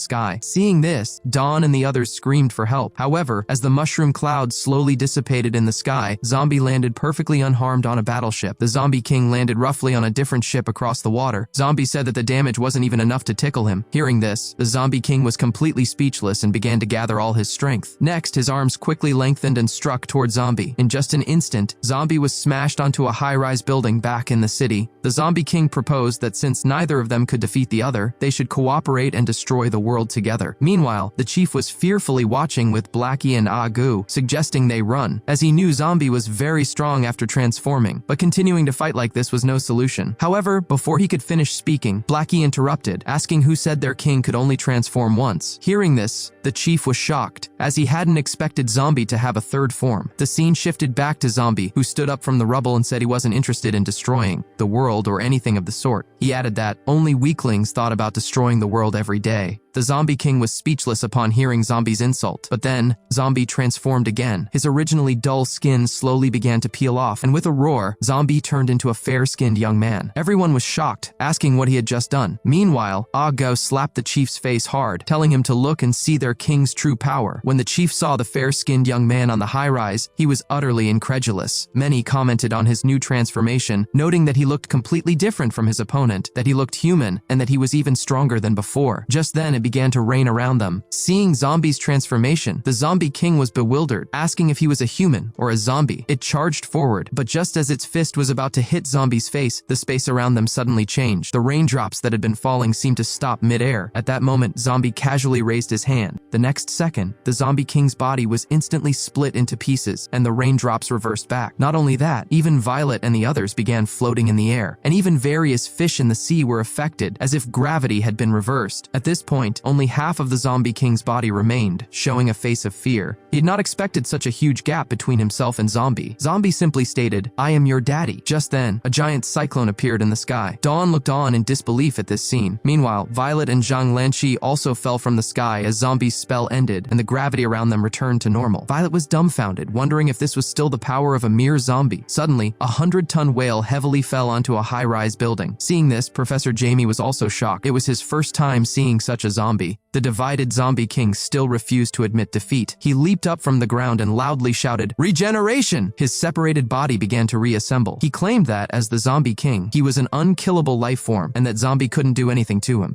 Zombie raised his hand again, and with a swipe, he pulled the zombie king to him with an imperceptible force. He then grabbed the zombie king by the neck and looked at him with disdain, saying the king misunderstood death and asking if he thought one needed to be physically destroyed to perish. Hearing this, the zombie king was visibly stunned. Before he could argue, the next second, he saw Zombie's terrifying eyes. Instantly, the king's consciousness was transported to a strange environment. At this moment, numerous giant spaceships appeared above Earth, and on one of the main ships, a humanoid in mech armor commanded countless mech warriors to advance toward Earth. The person standing in the way of these ancient ones was Zombie, but in a form that had yet to be seen. The humanoid commander stated, "Of the 6 times human civilization has ended, this will be the last." The ancient ones were waging war against Zombie, so that he would no longer destroy humanity one more time. The next second, all their spaceships were instantly engulfed in flames. Zombie had wreaked havoc on the fleet in space. The scene returned to the present, where the zombie king was in agony. After a while, there was no more movement from the zombie king in Zombie's hand. Meanwhile, Violet and the others watching from afar still did not know what had happened. They only saw that after Zombie grabbed the zombie king by the neck, he instantly stopped moving. At that moment, Zombie suddenly loosened his grip, and the zombie king fell straight from the rooftop. After a loud bang, the zombie king was left unconscious. Seeing this, the chief was in utter disbelief, thinking the king must have been scared into losing consciousness by His Majesty's third form. Meanwhile, Professor Jaime hadn't expected the zombie king he had so diligently researched to be scared to death just like that. His subordinate urged him that they better run now, or it would be too late. But before he could finish speaking, Zombie had already arrived by their side. Professor Jaime asked how Zombie knew they were there, as they had never shown themselves before. Seeing Zombie's displeased face, the green-haired subordinate was immediately scared into paralysis on the ground. Zombie asked if they were going to surrender, or if they wanted to go down and see the zombie king. The group immediately raised their hands to surrender. Although Professor Jaime was reluctant, at this moment, he could only grit his teeth and give up resistance. And so, the harmful Professor Jaime was finally captured by the Beyonders Academy. After everything was settled, Dawn and Violet saw Zombie squatting there, lost in thought. It turned out that Zombie had reverted to his original form. Violet asked Dawn to go over and talk to him, even promising her the position of vice president if she succeeded. Violet ushered her forward, and Dawn reluctantly approached. With no choice left, Dawn steeled herself and greeted Zombie. Just then, Zombie suddenly stood up, which startled Dawn. However, Zombie simply stated that he still wanted an indestructible piece of clothing. Relieved, Dawn finally relaxed, as Zombie seemed completely harmless now. She asked if he remembered what just happened. He replied that his memory of it was a bit fuzzy, but he knew he had probably defeated many weirdos like that before. The scene shifted to a prisoner transport convoy containing Professor Jaime and his subordinate. Professor Jaime muttered that he had to acquire Zombie's genes to create a being even more powerful than him. Zombie's wish had finally come true, providing not only a peaceful and happy life for his people, but also a human military escort. It turned out that ever since Professor Jaime had been captured by Zombie, the humans had appointed him as a president of a society and granted him the authority to manage a city. However, Zombie requested to take over the city of H. The humans were confused, asking what good that godforsaken barren land was. Zombie insisted on his choice and promised to manage H City well. Thus, Zombie not only became a president, but was also appointed to manage H City. The Beyonders Academy was furious upon hearing this news. Violet also had a headache, unable to understand what Zombie was thinking. Apparently, Zombie wanted H City because it still housed thousands of citizens. To expedite their relocation, Zombie had the society's military provide protection along the streets. At that moment, from a high-rise, Zombie watched his citizens with satisfaction. Blackie approached and reported that, according to Zombie's orders, all the citizens had been relocated. Now they finally had a home. The human legions began to drill in the city. A zombie child asked his mother if the soldiers were going to shoot them with those fiery weapons. The mother replied that they were citizens under President Zombie, and from now on, the soldiers were sworn to protect them. The soldiers wondered if these people were crazy or something.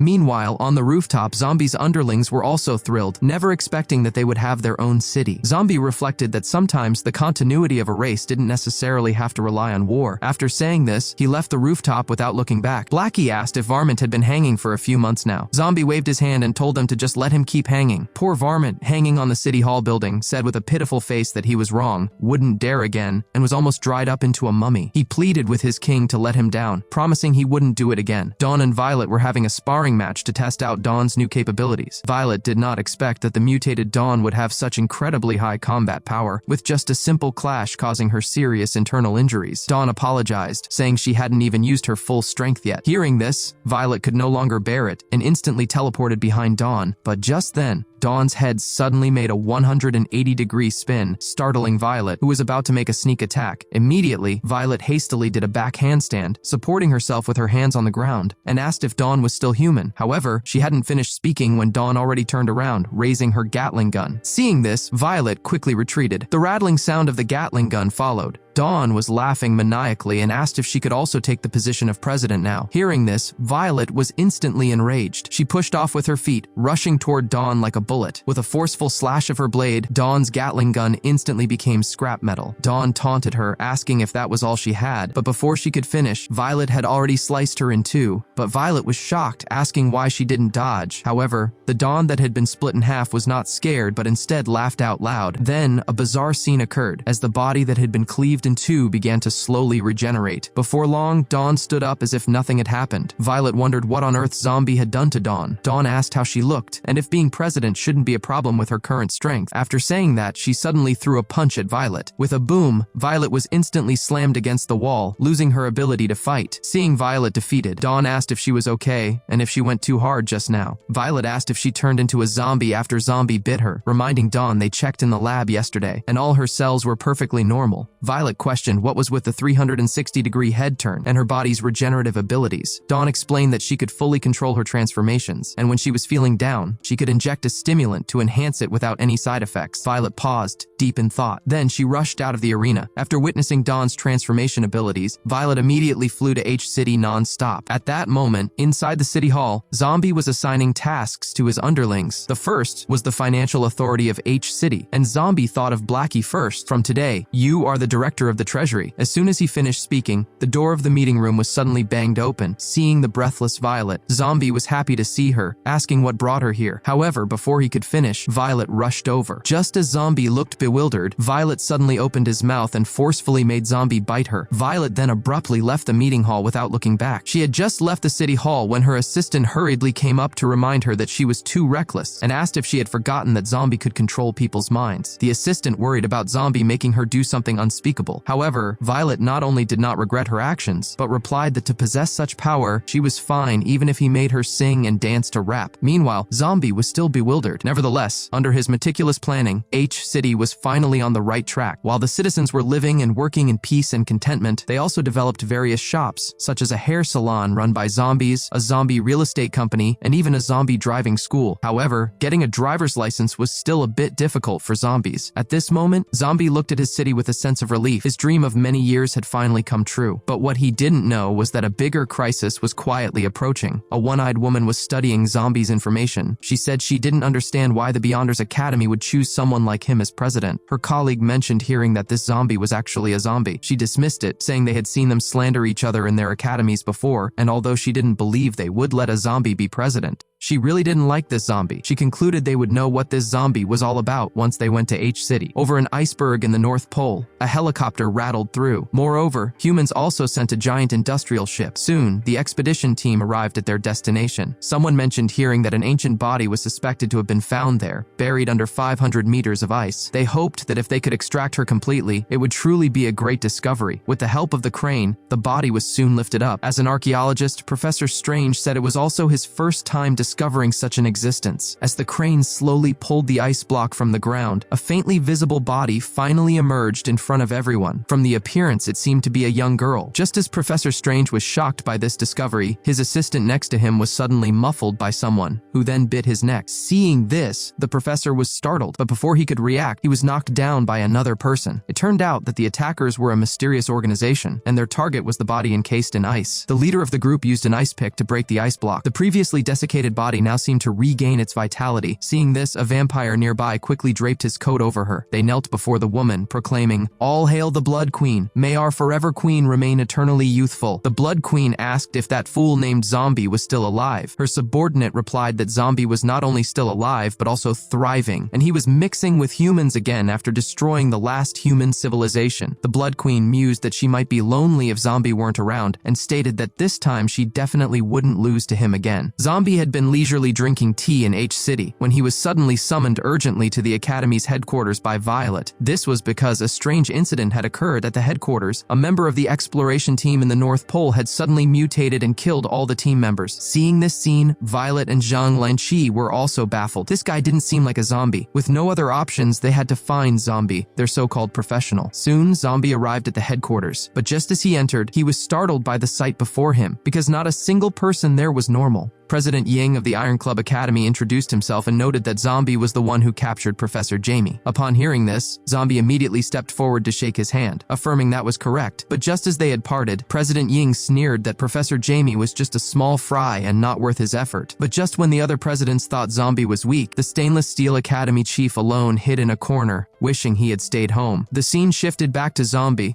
who by now had arrived at the laboratory. However, when it came to identifying species, Zombie was clearly unsure. But when he saw the two holes on the person's neck, long-sealed memories suddenly surged forth. Violet asked if he noticed anything. Just then, the research scientist suddenly let out a scream. But when he saw Zombie's face, he immediately became docile. It turned out that Zombie had already switched to his second form. Zombie found it interesting that it was the Blood Tribe. A terrifying aura began to burst from around him. In an instant, Zhang Lanqi and the others were all blown away. Zombie wondered how this species was still around, as he thought they were extinct. His terrifying aura blasted many presidents away, particularly the Iron Club president, who was quite shaken. While everyone was still baffled, Zombie suddenly laughed, finding it interesting, as he thought he had exterminated the vampires 1,000 years ago. He grabbed the researcher and demanded to know where that little red who likes to poison me was now. But having just turned into a vampire, the researcher had no idea of the whereabouts of the Blood Queen. Unable to get the information he wanted, Zombie reverted to his original form. At this moment, inside the hall, the Iron Club president still didn't believe that the recent chaos was caused by Zombie. Only the Stainless Steel chief hiding on the side regretted not staying home. Just then, Zombie finally walked out of the room. Seeing this, Violet and the others quickly approached, asking if he had found anything special. Zombie told them it was best if they were all more careful these next few days. Having said that, he began to furrow his brow and stood motionless. Seeing this, Violet and Dawn felt something was amiss. But the next second, Zombie scratched his head, saying he had already forgotten what happened just now. Meanwhile, next to a large villa on the other side, in a small alley covered with cobwebs, the current Blood Queen looked utterly speechless. Just then, a coin suddenly clinked to the ground beside them.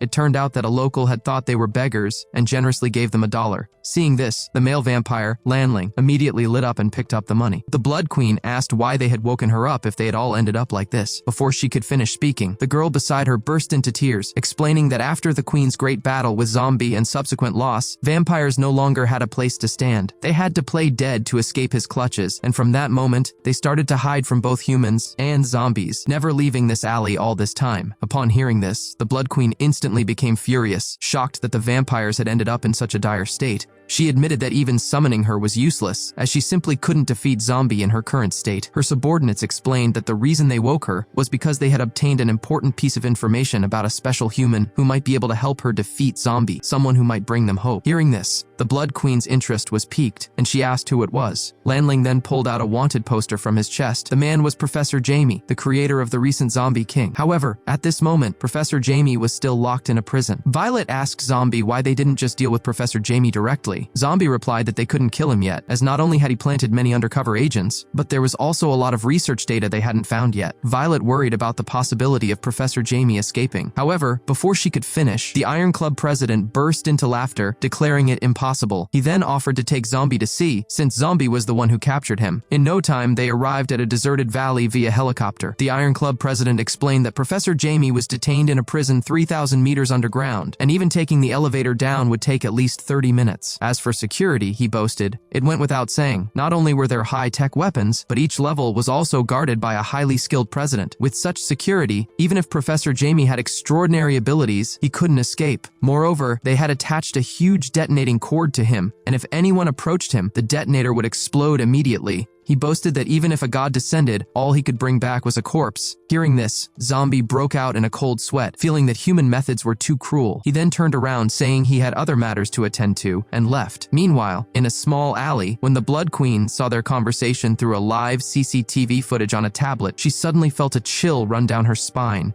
The scene returned to the prison. The Iron Club president taunted Violet, saying her little boyfriend was probably going to be in trouble soon. He mentioned that the stainless steel chief had informed Inspector Chen that President Zombie had even established a city for zombies. Hearing this, Violet was stunned and asked him why he was telling her all this. The Iron Club president said he had no interest in whether Zombie was a zombie or not because in his eyes, only the strong caught his attention. Meanwhile, Zombie was happily strolling around the streets of a human city. In the underground prison, Professor Jaime was pondering something. Just then, a meal delivery staff pushed in the cart. His subordinate worried that they were done for and were going to perish. However, Professor Jaime laughed, determined that he must obtain Zombie's genes. His subordinate asked why he was talking about that when they were about to be executed. Professor Jaime reassured him, saying they wouldn't execute him until they got his research, and that they wouldn't lay a hand on them because he had already hidden the documents in a place no one knew about before he was captured. His subordinate doubted they could create something to defeat Zombie, even with his genes, since Zombie was too powerful. Professor Jaime insisted they needed a strong body to serve as a vessel, then he could create an even more powerful being. His subordinate worried that they were trapped there, just ordinary people, and asked how they could escape. Hearing this, Professor Jaime suddenly fell silent. Soon after, the staff brought in the meal delivery robot. Surprisingly, Professor Jaime didn't resist but cooperated and ate the food delivered by the robot. His subordinate wondered why he was suddenly so obedient. It turned out the meal delivery worker was actually his inside man, and the goal this time was to plant a wiretap in his mouth. Professor Jaime asked where the zombie king's body was being held. The informant replied that it was kept in a lab on the 200th floor, and there were 2 chiefs guarding that lab, and that from now on, they could proceed according to Professor Jaime's previous plan. Back at the human city where Zombie was having a nice stroll, his phone suddenly started ringing. It was Violet, who had called him right after she got the news. She informed Zombie that because of the stainless steel chief's snitching, Inspector Chen was already on her way to H City. If she found out that what the stainless steel chief said was true, Zombie's days as president were numbered. Hearing this, Zombie instantly broke out in a cold sweat, asking if she would believe him if he said he was a human. Violet hung up after warning him not to think she didn't know what those things in his city were. Zombie was truly panicked. But just then, a nearby cosmetics store suddenly caught his eye. Outside the H-City government building, countless trucks fell from the sky, all makeup supplies Zombie bought from the neighboring city. When Zombie told Blackie about the seriousness of the situation, Blackie immediately had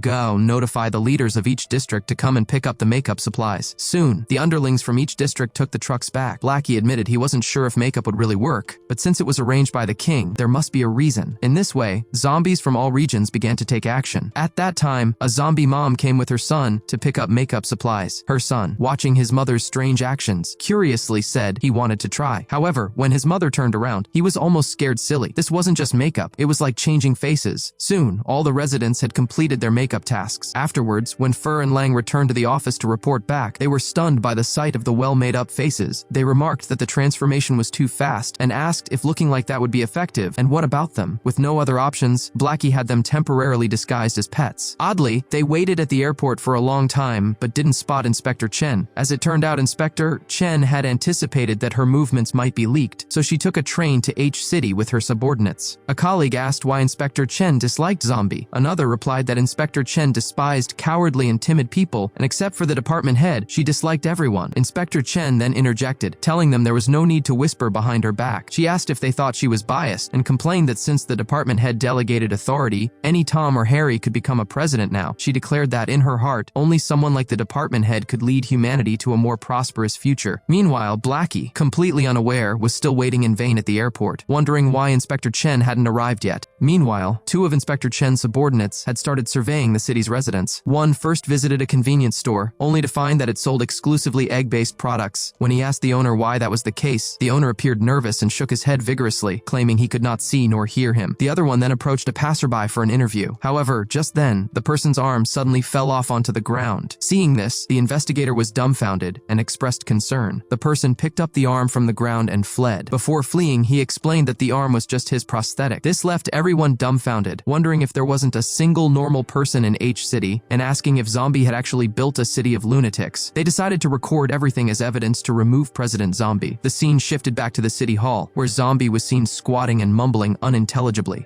Gao asked what was going on and why the king had turned into this. A soldier reported that President Zombie seemed to have been talking nonsense and trembling ever since he had breakfast. Hearing this, Gao was startled and immediately grabbed the soldier, demanding to know what he fed the king. The soldier, frightened by Gao's action, quickly explained that he had only made a dish of chili stir-fried eggs for President Zombie. Upon hearing this, Gao immediately broke out in a cold sweat. It turned out Zombie couldn't eat chili peppers because they made him abnormally excited, keeping him in his second form, and this state could last for a month. Meanwhile, Blackie, who was still waiting anxiously at the airport, suddenly received a call from Gao. When he learned that the king had accidentally eaten chili peppers, he was horrified, worrying that the king wasn't going to slaughter the inspection team. Blackie frowned, saying if something like that happened, they might not be able to stay in this city anymore. The scene switched back to Inspector Chen and her team, who were still searching for evidence. Just then, a heavy truck suddenly fell from the sky. With a boom, the truck smashed right in front of them. Before they could react, Zombie suddenly descended from the sky and, with another crash, stomped the truck into scrap metal. Seeing this, Inspector Chen and her team were dumbfounded, asking what had just happened. At that moment, Zombie suddenly smiled mischievously and greeted Inspector Chen, offering to give her a tour. At this point, the two assistants were stunned. As the three regained their senses, they looked at Zombie completely confused and asked who he was. Zombie responded with a wicked smile, asking if they had forgotten him so soon, and identifying himself as the very zombie they were looking for. Hearing this, the group was stunned on the spot. The zombie on record wasn't supposed to be like this. At that moment, Zombie jumped down and explained that he had merely taken off his mask. He snapped his fingers and told Inspector Chen that since she had come a long way, he had prepared some gifts for her and asked her to accept them. As soon as he finished speaking, the residents started presenting their specialty stir-fried eggs. They reassured the inspectors that they were law-abiding good citizens and never ate people. After saying this, Zombie picked up Inspector Chen, saying that now that the gifts were received, he would give her a proper tour. With a boom, Zombie jumped up and flew into the sky.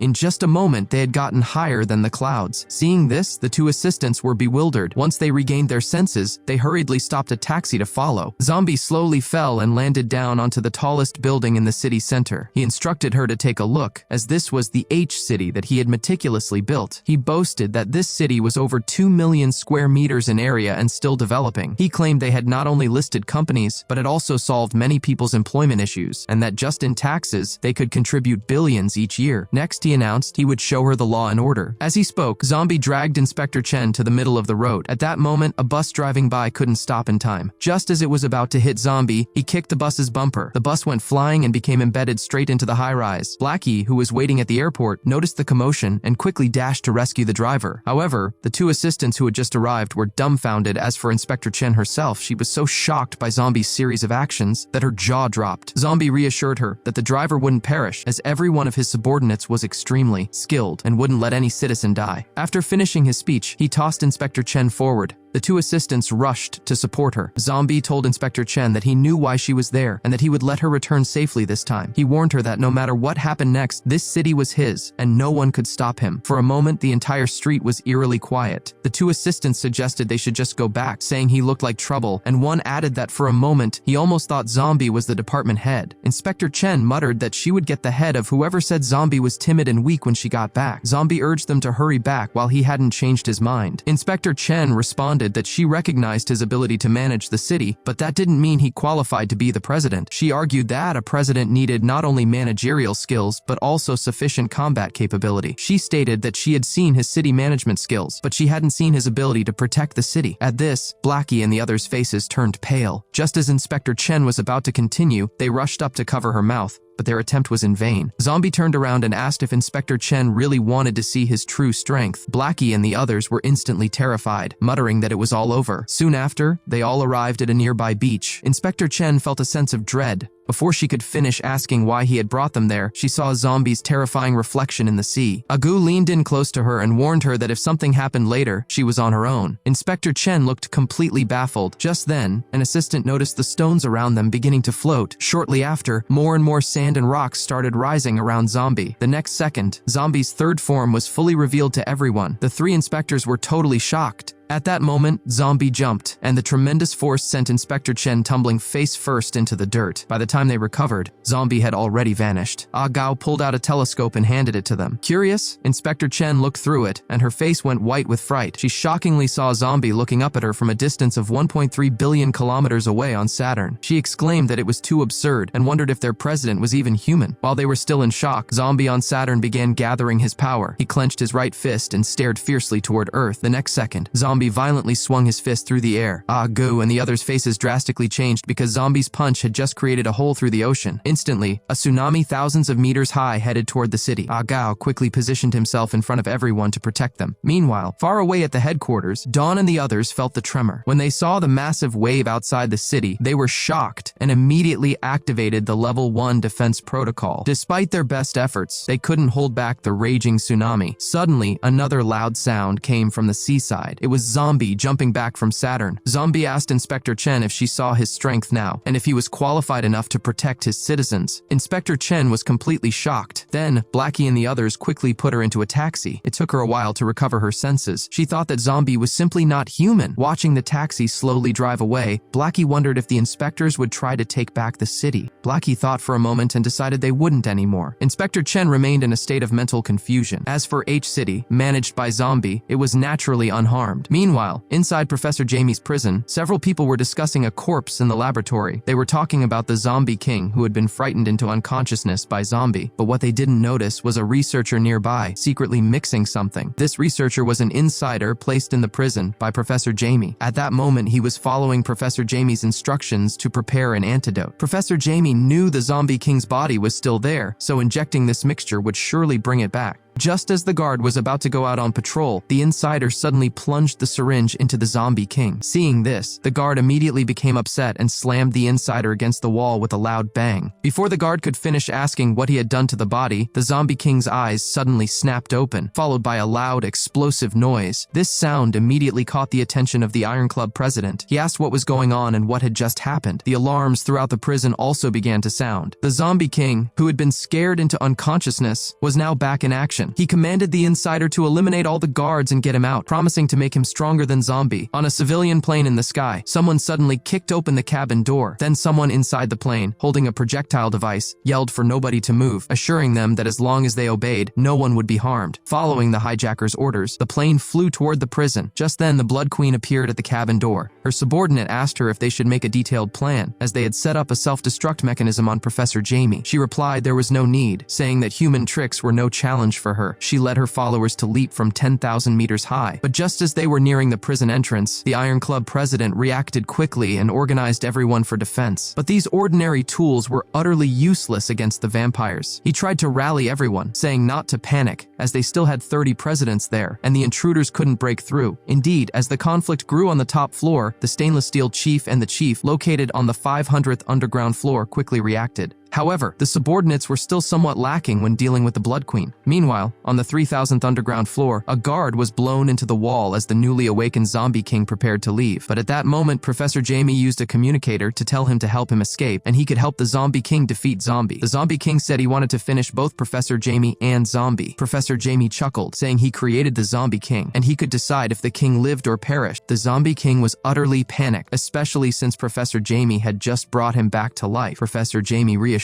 him that he wouldn't let him perish. He just needed help fulfilling his dream, and then he would end his own life right in front of the king. The Zombie King commented that humans were scarier than zombies when they went mad. He then asked what he needed to do. Professor Jaime said it was simple: help him get out and he promised to make the zombie king as strong as zombie. Meanwhile, the 3 major presidents of the prison quickly rushed up. When they saw that the intruder was a woman, they were briefly stunned. They asked who they were and why they had come. The Blood Queen stepped forward and gave them 2 choices: hand over Professor Jaime, and she would leave them unharmed, or else. However, before she could finish, the Iron Club president couldn't hold back and charged at her. Soon after, the chief and the stainless steel chief also took the opportunity to attack from the side. But with a loud boom, the Iron Club president was left with only one arm lying on the ground, and the chief was completely baffled, asking what had just happened. Just then, the guards finally arrived. Facing human weaponry, the Blood Queen showed no intention of dodging. The sound of rapid fire erupted, but the projectiles could not harm the Blood Queen, not even when they hit her eyes. At that moment, one of her subordinates suddenly raised a hand toward the guards, and with a loud boom, all the guards were instantly engulfed in flames. Meanwhile, at the 3 Zeroth underground level, Professor Jaime had already been rescued. He and the Zombie King were fine, despite the fact that touching the device was supposed to cause it to explode. Professor Jaime explained that there was a 2-second window after the power was cut, and that it was ridiculous to think such a flawed device could hold him. Escorted by the Zombie King, they walked out of the prison. The subordinate worried about making the Zombie King even stronger, since he was already so powerful, fearing something might go wrong. Professor Jaime insisted there was no choice, as there was no better vessel in the world than him. Just as they were preparing to leave, the Zombie King suddenly froze because the guards outside had somehow been wiped out. He asked who did this. Just then, the Blood Queen suddenly descended from the sky. She greeted Professor Jaime and told him that the Zombie King, who couldn't even defeat Zombie's second form, wasn't worthy of being his vessel. Hearing this, the Zombie King was taken aback and was about to step forward to teach her a lesson. The Blood Queen suggested he study her body instead of wasting time on that useless creature. The Zombie King asked if she was claiming to be stronger than him. She replied that he didn't even qualify to compare to her and invited him to try if he didn't believe her. As soon as the Blood Queen finished speaking, the Zombie King charged at her with incredible speed. But the next second, before he could strike, the Blood Queen punched him right in the face. Those watching were stunned. They knew the Zombie King's power, but they hadn't expected him to have no chance to fight back against this woman. Then a loud boom was heard, and the Zombie King was sent flying, breaking through a wall and crashing into another. As he came to his senses, he muttered that she hit as hard as Zombie did. Just then, he noticed the explosive device strapped to Professor Jaime and instantly dashed toward it. He yelled that since they were all so arrogant, they should perish, and with a fierce punch, he hit the nuclear device. But just as the nuclear device was about to explode, the Blood Queen suddenly waved her hand toward it.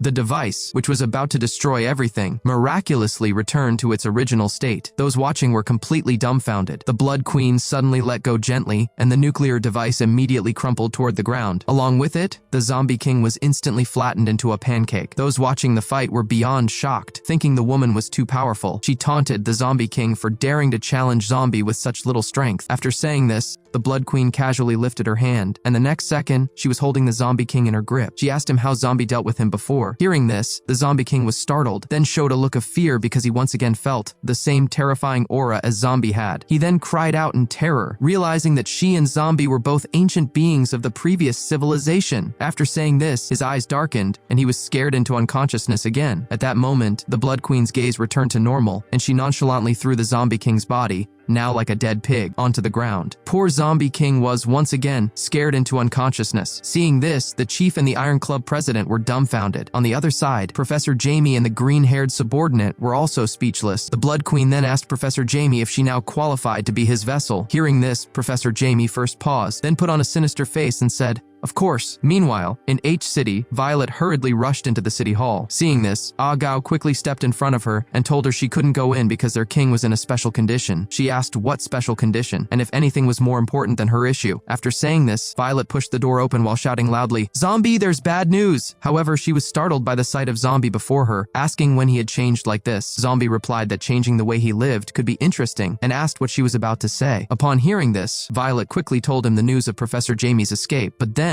Zombie interrupted her, saying he already knew. He asked how they could possibly stop the Blood Queen. Hearing this, Violet was startled, asking how he knew since it had just happened less than 10 minutes ago. Zombie explained that the Blood Queen used the power of her lineage, and he knew as soon as she made a move. This left Violet completely baffled, asking what the heck the power of lineage was. After that, she prepared to report this incident to the headquarters, but Zombie suddenly embraced her and told her not to rush off, suggesting they have dinner first, and that he could show her the night view of H City. This This made Violet's hair stand on end, and she asked what night view he was talking about. She reminded him not to think she didn't know what he did to Inspector Chen that day, and that she didn't have time to play with him right now. Violet then turned around, ready to leave H-City quickly. But just as she reached the door, Zombie spoke again, asking if she wasn't curious about how to use the lineage power. These words made Violet stop in her tracks. Then she turned back and asked if he could use that lineage power too. Hearing this, Violet was reluctant. But in order to obtain useful information, she reluctantly agreed to the date. The scene shifted to the chief, who was being rushed to the emergency room. Someone urged the staff to quickly call the department head, or the world would change. In order to discover the secrets of the lineage power, Violet ultimately accepted Zombie's invitation for a candlelit dinner. But just after Violet learned the method of using the lineage power, Zombie suddenly sat still and didn't move. Violet asked what she should do if she couldn't change back after using it and urged him to say something. However, before she could finish speaking, Zombie had already transformed into his first form. Violet instantly became angry and grabbed Zombie, asking why he couldn't finish a sentence before reverting. She complained that she gave up something so important to go on a date with him, and he only finished half his sentences. She demanded he change back now. Zombie countered that he never said she had to accompany him and that she came on the date voluntarily. This statement from Zombie completely infuriated Violet, who then turned to the chef nearby and demanded to know where the chilies were and to bring her a kilogram right now. The chef replied that all the chilies in the city had been confiscated. The scene shifted back to the Blood Queen, who had finally put on a set of modern clothes. At this time, Professor Jaime took them to a laboratory. A scientist commented that it was the first time he had seen such an abnormal body, and it simply defied science. He questioned if Zombie's genes could really be used, and told them not to mess up their queen's body. The green-haired subordinate told him to relax and trust Professor Jaime's research, calling him the smartest man in the world. Professor Jaime explained that they had done similar experiments before, and although the queen was not human, there shouldn't be any problem in his lab. The only thing missing now was Zombie's genes. Hearing this, everyone was momentarily stunned, wondering if he was thinking of sending them in front of Zombie to pluck his hair. Professor Jaime told them not to worry, saying he wasn't stupid enough to send them to their doom. They asked what they should do, since Zombie wouldn't just show up on his own. As soon as this was said, the Blood Queen sitting nearby curiously looked toward Professor Jaime. However, Professor Jaime did not speak. Instead, his assistant, the green-haired subordinate, pulled out a jar of green liquid from his clothes. He said they could handle this small matter and that the bottle contained Zombie's genes. The group was shocked at this revelation and quickly asked the green-haired subordinate how he had obtained it. It turned out that not long ago, a girl had acquired Zombie's genes and a spy had secretly drawn a tube of liquid from her. The green-haired subordinate noted that spies could be quite useful. Professor Jaime announced that they could start the experiment now. And so, after a few months of calm, Zhang Lanqi was visiting the chief in the hospital for the second time. The chief asked her if she had sent out the message before he passed out. Zhang Lanqi reassured him that as soon as she got the news, she immediately sent a satellite communication marked as a red-level emergency. She then commented that they were all really useless, asking how, with so many of them, a woman had managed to rescue him. The chief explained that the woman couldn't be explained by science, as the device was about to explode, yet she forcefully suppressed it. At this, Zhang Lanqi's expression turned serious. She concluded that the matter was beyond their control and thought the department head should have received the message by now. Meanwhile, in some underground ruins, the exploration team discovered some strange old objects and couldn't help but be amazed. Just then, one of the team members received an urgent message and quickly went to tell the department head about a situation requiring his personal attention. It seemed humans had found an advanced underground ancient city. As the department head prepared to continue exploring, a corpse sitting at the main gate caught their attention. Everyone was surprised, wondering if it was a real ancient human body, as it looked just like them. A scientist noted that the person had 134 fractures, as if crushed by some monster. The most terrifying part was that all human tissues had been completely incinerated, which is why it was preserved for 1,000 years. It was essentially just an empty shell with no real research value. Someone commented that a huge conflict must have happened there, and it was unexpected that even such advanced technology couldn't prevent destruction. A subordinate reported that the Beyonders Academy had recently recruited a skilled president who captured Professor Jaime, but for some reason, the newly captured Professor Jaime had been rescued again, and the chief had been severely harmed. Upon hearing this, the department head immediately turned around, saying he was heading back. But just then, a scientist discovered something strange and curiously touched it. The next second, the previously quiet machine suddenly began to vibrate loudly, and countless blue lasers started converging toward the door, eventually forming a human figure. Someone was amazed that machines damaged for 1,000 years could still function. The figure remarked that it never expected to meet a human with such a strong physical form. The team warned the department department head to be careful. He dismissed the warning, saying it was just a projection. The projection offered to make him even stronger, as long as he promised to defend human civilization with his life. But before the projection could finish, the department head interrupted, saying that protecting humanity was always his duty. He just wanted to know why their civilization came to an end. The projection didn't answer with words. Instead, it projected a strange human face above its head. It turns out that, more than 1,000 years ago, Earth was different. With 7 continents and 8 oceans and over 100 countries, people wanted to become stronger, so they integrated all resources, making technology reach its peak. The projection mentioned the advancement in armed mechs and starships, saying their technological level achieved an unprecedented height,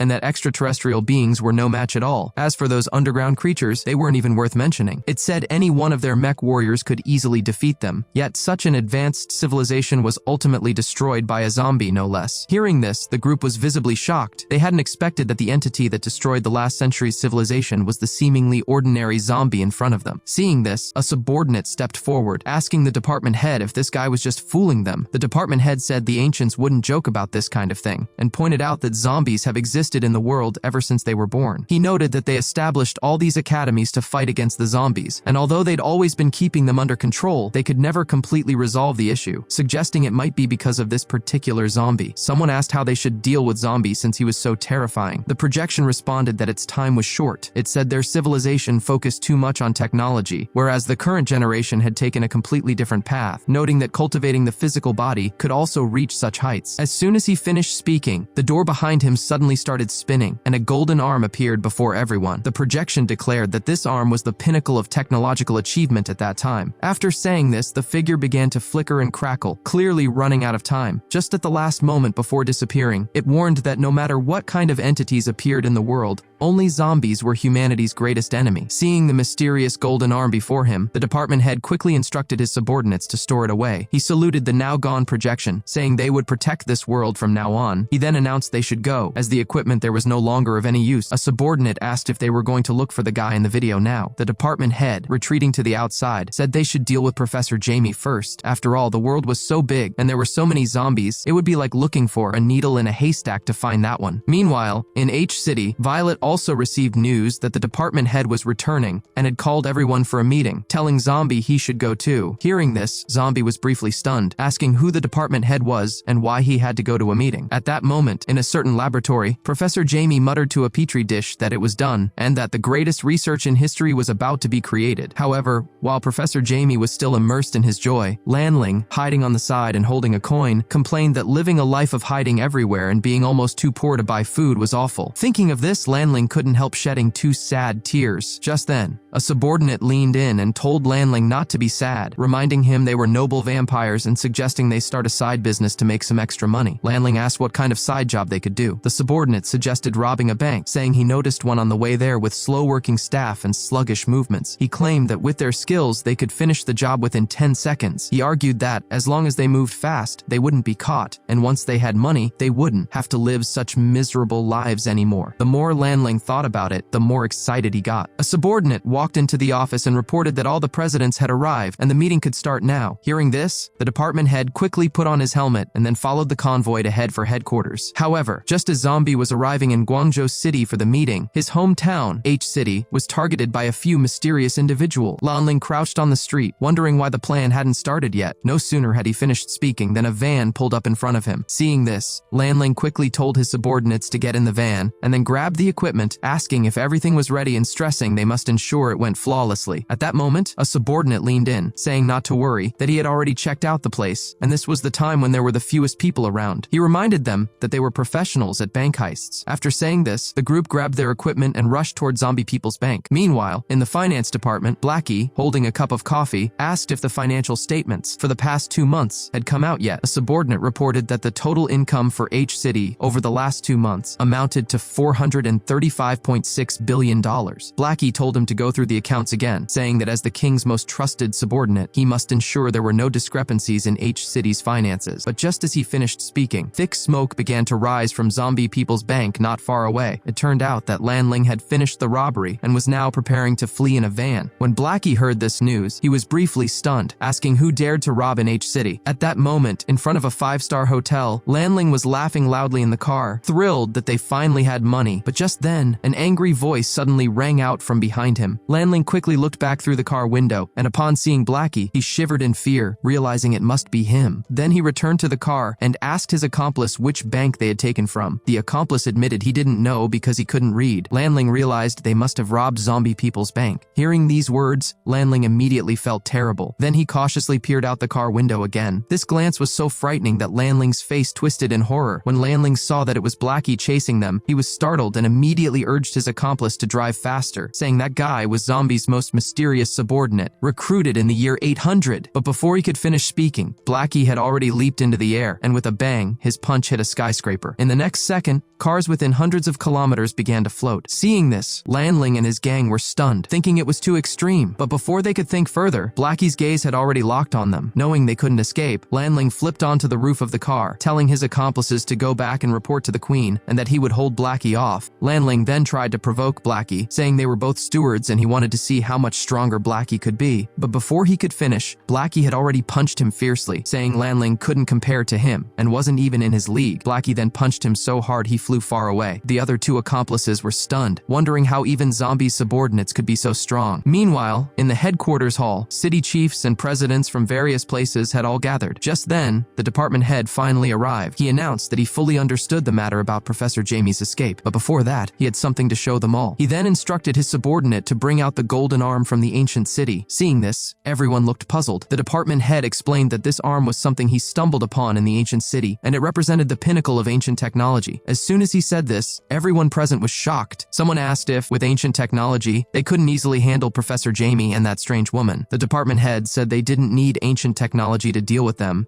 and that he had someone else in mind to confront. He explained that according to the ancients, there was a terrifying creature on their planet, and it was this creature that wiped out the ancient civilization. Hearing this, the Iron Club president was momentarily stunned, a certain figure flashing in his mind. He asked if the department head was serious, and what kind of creature could eliminate an advanced ancient civilization. Just as the department head was about to earnestly explain how dangerous this creature was, Zombie approached him, looking thoughtfully at the arm, asking why it looked so familiar to him. Someone asked where this creature might be. The department head admitted he wasn't sure. The ancients had only shared an image of the creature before they completely vanished. Just then, Zombie looked up and asked how they were supposed to use this golden gauntlet. The department head explained that the device was simple to use. Just wear it on your hand and press the button in the middle. He concluded they needed to find this creature quickly and get rid of it once and for all. Upon hearing this, Zombie immediately agreed, saying he'd definitely help. But at that moment, the department head felt as if he had forgotten something and quickly scrutinized Zombie again. This blatant scrutiny made Zombie somewhat embarrassed. He cursed and then hurriedly reached for the golden gauntlet in the center of the room. This action left everyone present with puzzled expressions. But before they could think further, a figure suddenly flew toward the building they were in from a distance. With a loud bang, the figure blasted a hole through a building and continued hurtling toward the conference hall. As the dust settled, it turned out to be Lanling, who had been punched away by Blackie. Seeing this, Violet and Zhang Lanqi were completely bewildered. However, at that moment, another figure shot from the sky, landing with a thud. It turned out to be Blackie in pursuit. Seeing Lanling, who he had knocked into the building, Blackie still felt unsatisfied. He called out to His Majesty. At this, Violet noticed Blackie outside, asking if that wasn't Zombie's subordinate and what he was doing here all of a sudden. Hearing this, Zombie was taken aback, asking why Blackie had suddenly become so reckless. Just then, one of the department head's aides reported that the individual outside was not human, but a zombie. Seeing a zombie daring to strut in there, the presidents, who were the pinnacle of human combat power, couldn't hold back any longer and had all jumped onto Blackie to attack. The Iron Club president yelled, asking if the zombie knew where he was and saying he was too arrogant. Before he could finish speaking, Blackie kicked him in the mouth and then punched the chief, who was still recovering from injuries, next to him. In an instant, both were sent flying by Blackie. Seeing this, Dawn and Violet were stunned, wondering why they always encountered characters of this level and saying it made humans look so useless. Just then, Blackie in the air suddenly released a large amount of black particles, yelling that they dared to obstruct his work. Violet, standing behind, also shouted in horror, warning everyone not to touch these black substances. However, just as everyone was unsure what to do, Zombie flashed in front of Blackie. With a bang, Blackie took a solid punch from Zombie. With his punch, Blackie immediately lost the ability to fight. Not only that, the powerful force of the punch even sent Violet and the others flying back. Seeing this, the subordinates were astonished, telling the department head that this new president was too powerful. However, hearing this, the department head nervously put on the golden glove, realizing Zombie was indeed terrifying. He concluded that the ancients really didn't lie, Just then, Zombie dragged Blackie to the rooftop nearby. Realizing what was happening, Blackie was confused, asking Zombie why he was there too. Zombie explained that they couldn't harm these humans yet. After all, they gave them the city. But before he could finish, a black dot suddenly appeared in the sky. The next second, this dot turned into an unnatural total solar eclipse. Seeing this, everyone showed expressions of disbelief. The entire world turned pitch black. This unusual phenomenon caused panic among the people. Soon after, another figure appeared in the sky. It was the fully evolved Blood Queen. At that moment, the department head who had activated the Golden Glove also noticed the anomaly in the sky. He realized it was that woman who took Professor Jaime. The Blood Queen in the sky chuckled, daring Zombie to come out, claiming she was invincible now. Several figures suddenly appeared nearby. Seeing the newcomers, Lanling cried out in distress, begging for help. But the Blood Queen's subordinates had just charged into the conference hall when they were suddenly blown away by the department head with a bang. The two subordinates received their final hit, crashing into separate buildings far away. The department head warned the Blood Queen not to interfere. He then told his own people to quickly move the civilians out as a big conflict was about to happen. The department head immediately swung a punch at the Blood Queen, but she smoothly avoided it. The Blood Queen was completely furious, saying a mere insect dared to strike at her. She then kicked the department head on the chin with her long legs. Seeing this, Violet and the others were totally shocked, realizing this woman was so powerful that even the department head seemed to be no match for her. On the other side, Blackie also watched the battle in the sky, telling Zombie that the fight had started, but Zombie simply extended his hand, saying to let them fight and that it was none of their business. In the instant they clashed, the Blood Queen kicked the department head away, followed by a loud boom. But when the smoke cleared, the department head was unharmed. At that time, the eclipse in the sky also gradually went away. The Blood Queen declared she would deal with him first before getting rid of Zombie. The department head scoffed at her big talk, asking why she kept bringing up Zombie. Hearing this, Violet and the others were confused, wondering why she kept talking about Zombie. Just then, the department head suddenly activated the Golden Glove. Energy began to gather toward the center of the glove. Seeing this, the Blood Queen was not at all nervous. Instead, she dashed toward him at great speed. Soon, the two figures flew toward each other like arrows. Just as they were about to clash, the Blood Queen clenched her fist quickly, while the department head focused all his power into his golden arm. Then came a loud boom. At the center of the explosion, with a crack, the ancient Golden Glove was crumpled like a tin can. The department head was then blasted into a tall building with great force. However, the department head was still hanging on. Seeing this, the Blood Queen couldn't help but frown.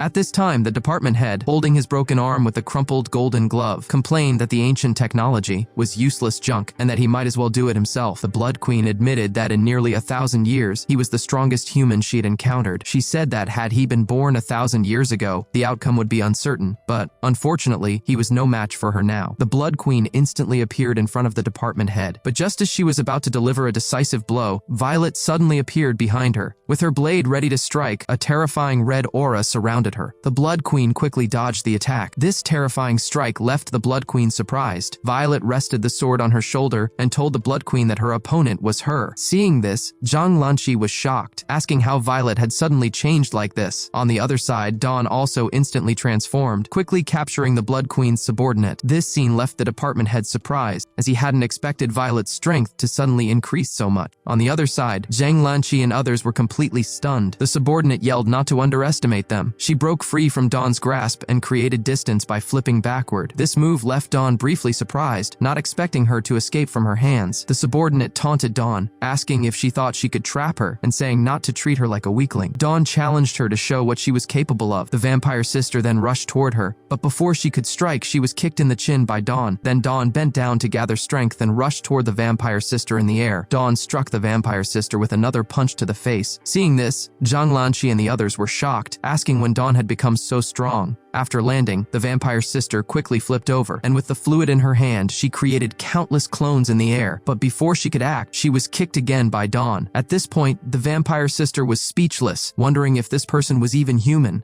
Meanwhile, on the other side, the Blood Queen quickly swiped forward. Seeing this, Violet quickly drew her own sword. The next second, the city of technology behind her was sliced in two. Someone asked if Violet was always this strong. At that moment, the Blood Queen sneered that Violet had been enhanced too, but she didn't have time to waste on her. She demanded Violet bring Zombie out to her. With that, she activated her lineage power. Instantly, a terrifying aura burst forth from her body. However, Violet showed no intention of backing down. Violet admitted she knew she was no match for her, but warned the Blood Queen that if she thought that was all it took to challenge Zombie, she should forget it. Hearing this, the Blood Queen was briefly stunned, but before she could think further, Violet suddenly covered her face and burst into laughter, saying she would show her something fun and calling out her second form. After saying this, the skin on Violet's face began to crack and crumble away. Seeing this, Zhang Lanqi and the chief were dumbfounded, asking what she was preparing to do. Violet suddenly roared toward the sky. The next second, countless waves of purple energy radiated outward from her. This terrifying energy nearly blew away the chief and others, and even the Blood Queen was surprised. All because, at that moment, Violet had transformed into another form, not only growing a pair of sharp horns on her forehead, but also having her facial features turn into those of a demon's skull. Someone wondered if she was still human and how she had turned into this terrifying form. The Blood Queen was in disbelief, asking if Violet had mastered the lineage power too. Downstairs, Zombie, who was watching, was speechless. On the other side, Dawn was also stunned. The Blood Queen was furious and started mumbling in anger. Violet asked if she was confused about her life. Violet then declared there was no need for useless words between them. As soon as Violet finished speaking, the Blood Queen jumped above her. However, facing her sudden attack, Violet was unfazed. As the Blood Queen was about to strike down with her weapon, Violet quickly drew her sword. The moment the blade was unsheathed, Violet used her own life force to enhance it. With the upgraded red blade swung out, the Blood Queen was instantly sliced in half. Following that, Violet accelerated in an instant. The next second, countless slashes appeared on the Blood Queen's body, and the slashes were so fine it even cut her cells into pieces. The Blood Queen was cut into nothingness.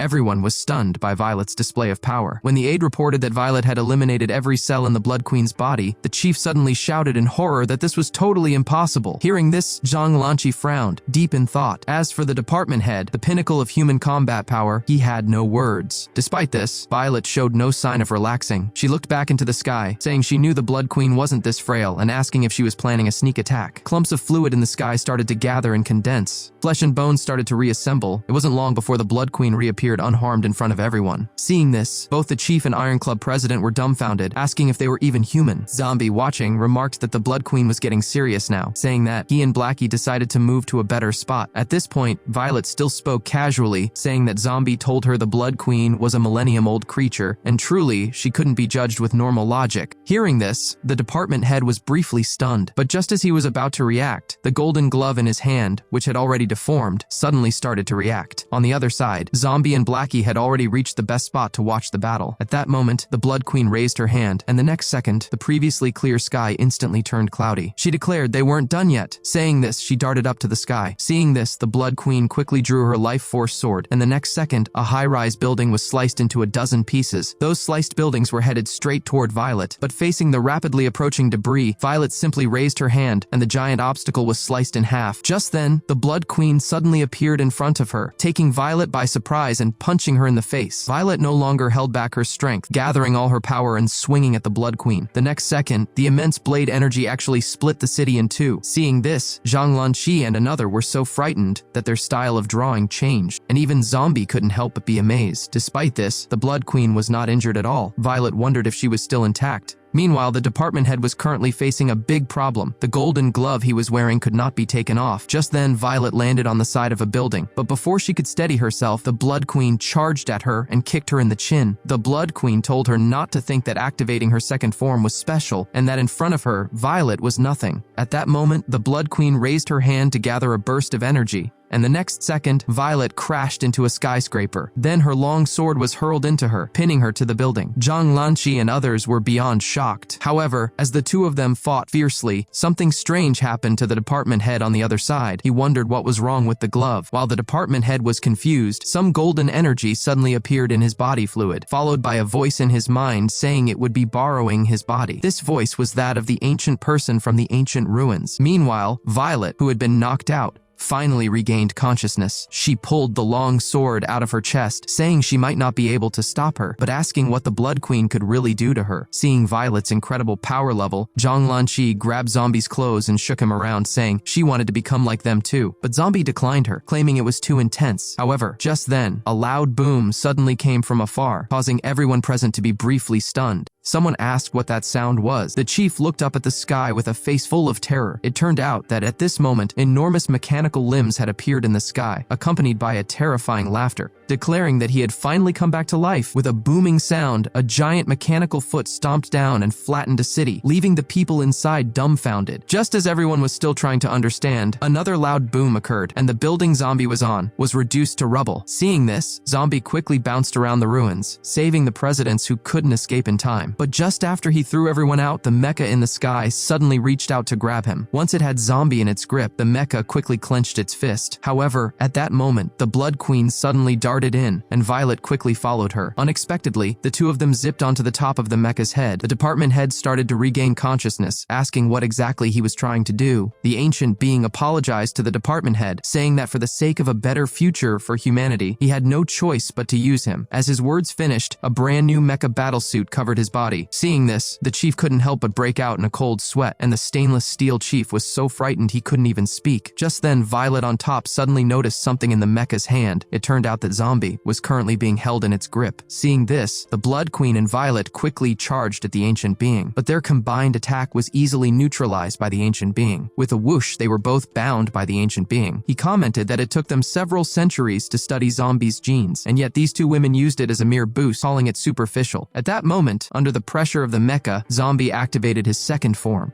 With Zombie performing a 360-degree spin on the spot, the mecha's fingers also started to rotate, and it even affected its entire mechanical arm. Seizing this opportunity, Zombie jumped up, aiming to smash its head, but with a boom, the mecha's other arm smacked him down. From a distance, the ancient person spread his arms, saying it had been 1,000 years, and the day had finally come. Watching Zombie struggling, the ancient person was thrilled, telling him to show his ultimate form. As soon as his words finished, Zombie slowly opened those seemingly harmless eyes. Zombie had activated his third form. With a boom, the mechanical arm was instantly flung away by Zombie. Seeing this, the Blood Queen's eyes widened, but the ancient mecha showed no sign of fear, asking if Zombie was looking down on him, calling him a hateful creature. Zombie did not have any words to say to the ancient being. At this moment, Zhang Lanqi, watching from the ground, was dumbfounded, asking what all this was. Then Zombie suddenly sped up, darting toward the top of the mecha's head. Seeing this, the ancient person coldly scoffed. The hatch of the mecha slowly opened, and rows of robots began to come out. Someone asked if this was ancient technology. At this moment, the chief and Iron Club president were so frightened they dared not breathe. However, these seemingly strong robots were like paper in front of Zombie. With a tearing sound, the robot was instantly ripped in half by Zombie. As more and more robots appeared, Zombie clenched his fist to gather strength, and then with a loud bang, those robots were instantly turned into scrap metal by Zombie. At that moment, the ancient being tapped his fist, asking Zombie why he wasn't using his full strength and if he was still looking down on him. Right after his words finished, several giant mechas came out from rifts in space. Someone wondered if that wasn't too much. The ancient being said he had seen Zombie's true form on the last night before dawn, and that this current form was not it. These words made Zombie pause, but before he could think deeply, the giant mecha charged its fist at him with a boom. The wind pressure from the giant punch destroyed half of the city. Zombie was blasted all the way to the moon. Although the blow dazed him, it did not cause him any lasting harm. At that moment, the department head inside the ancient being suddenly became defiant, yelling at the ancient person to look at the mess he had made, and asking if this was the outcome he wanted. The ancient person yelled back to be quiet, saying he must eliminate Zombie this time. Then he teleported the giant mecha to the moon. At this moment, people like Zhang Lanqi on the ground were beyond shocked. Zombie suddenly dodged to the side, avoiding an attack by the giant mecha, then jumped on the spot and appeared in front of the mecha. Seeing this from Earth, the chief exclaimed in awe. At that moment, Zombie suddenly bent in the air to gather strength, and the next second, he fiercely punched the mecha in the eye. With a series of bangs, the ancient mecha immediately collapsed on the moon. At this moment, high in Earth's atmosphere, the ancient being was also in shock. The department head's voice, speaking through him, reviewed Zombie's records. Not only had he managed H-City exceptionally well, generating hundreds of billions in tax revenue, but he had also helped humanity multiple times. The department head wanted to know why they couldn't just get along. The ancient being, looking up at the moon, questioned the idea of peaceful coexistence, pointing to Zombie's current intimidating state. He argued that originally zombies were supposed to be a weak group, but this particular one had appeared, and now the fate of the human race depended entirely on his mood.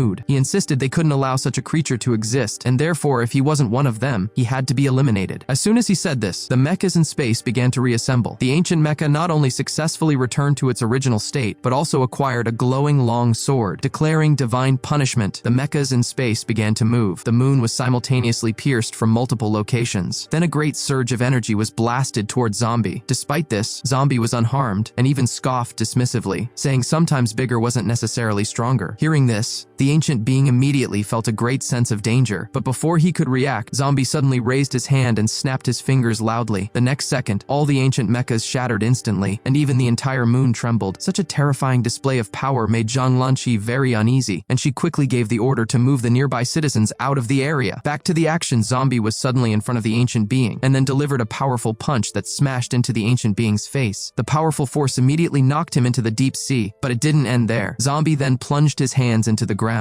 Meanwhile, the presidents in the city were helping civilians escape. Just as Zhang Lanqi, holding a baby, was preparing to leave, the ground beneath her suddenly shook. It turned out that Zombie was ripping apart the earth with his hands. Seeing this, everyone was terrified. With a crack, the area in front of Zombie instantly split open, making everyone feel like an earthquake was happening. Zombie exerted great force, and the next second, the ground around him was forcefully torn apart. Instantly, a great fissure going to the horizon appeared in the center of the city. Seeing this, the chief was stunned, and Zhang Lanqi accidentally fell into the fissure. Despite this, the fissure continued to extend, and even the sea was split in two. On the other side, the Iron Club president quickly saved Zhang Lanqi. However, at this moment, Zhang Lanqi witnessed an unbelievable scene. The ancient being who had been smashed into the sea suddenly reappeared, and the next second, Zombie punched him, smashing him into a mountain. The Iron Club president remarked that this was Zombie's destructive power. However, before he could finish speaking, a tsunami suddenly arose from the sea, revealing Zombie's fourth form. Seeing this, the department head was shocked, asking what kind of creature this guy was. Violet was also confused, asking how Zombie could transform again. The Blood Queen beside them couldn't believe it, saying she had never seen this before, and that the face she saw before dawn was this one. He then sped up and flew into the sky. Watching Zombie now fully unleashed, Blackie suddenly cried out in horror that it was over, and that the ancient being was doomed.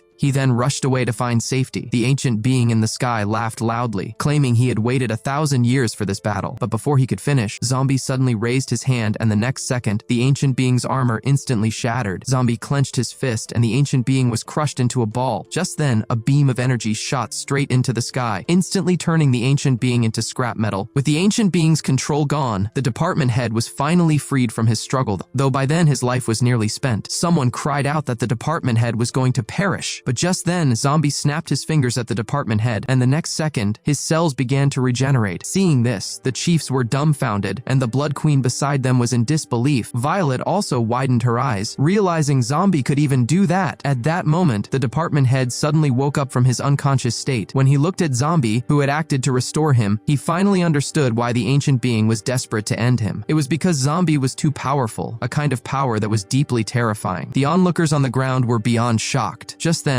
Violet suddenly appeared in front of Zombie. Zombie, now back to his original form, asked how the lineage power was working for her. Violet angrily replied that it was useless and asked him to look at what he had done, saying they didn't even have a home anymore. It turns out Zombie tore the earth with his bare hands, instantly splitting the ground, and due to this event, even caused the southern continent to shift over by 130 kilometers. Just like that, 2 months quickly passed. Since humans had gotten away before the battle, they weren't greatly harmed. However, the rebuilding of their homes was entirely left to Zombie citizens.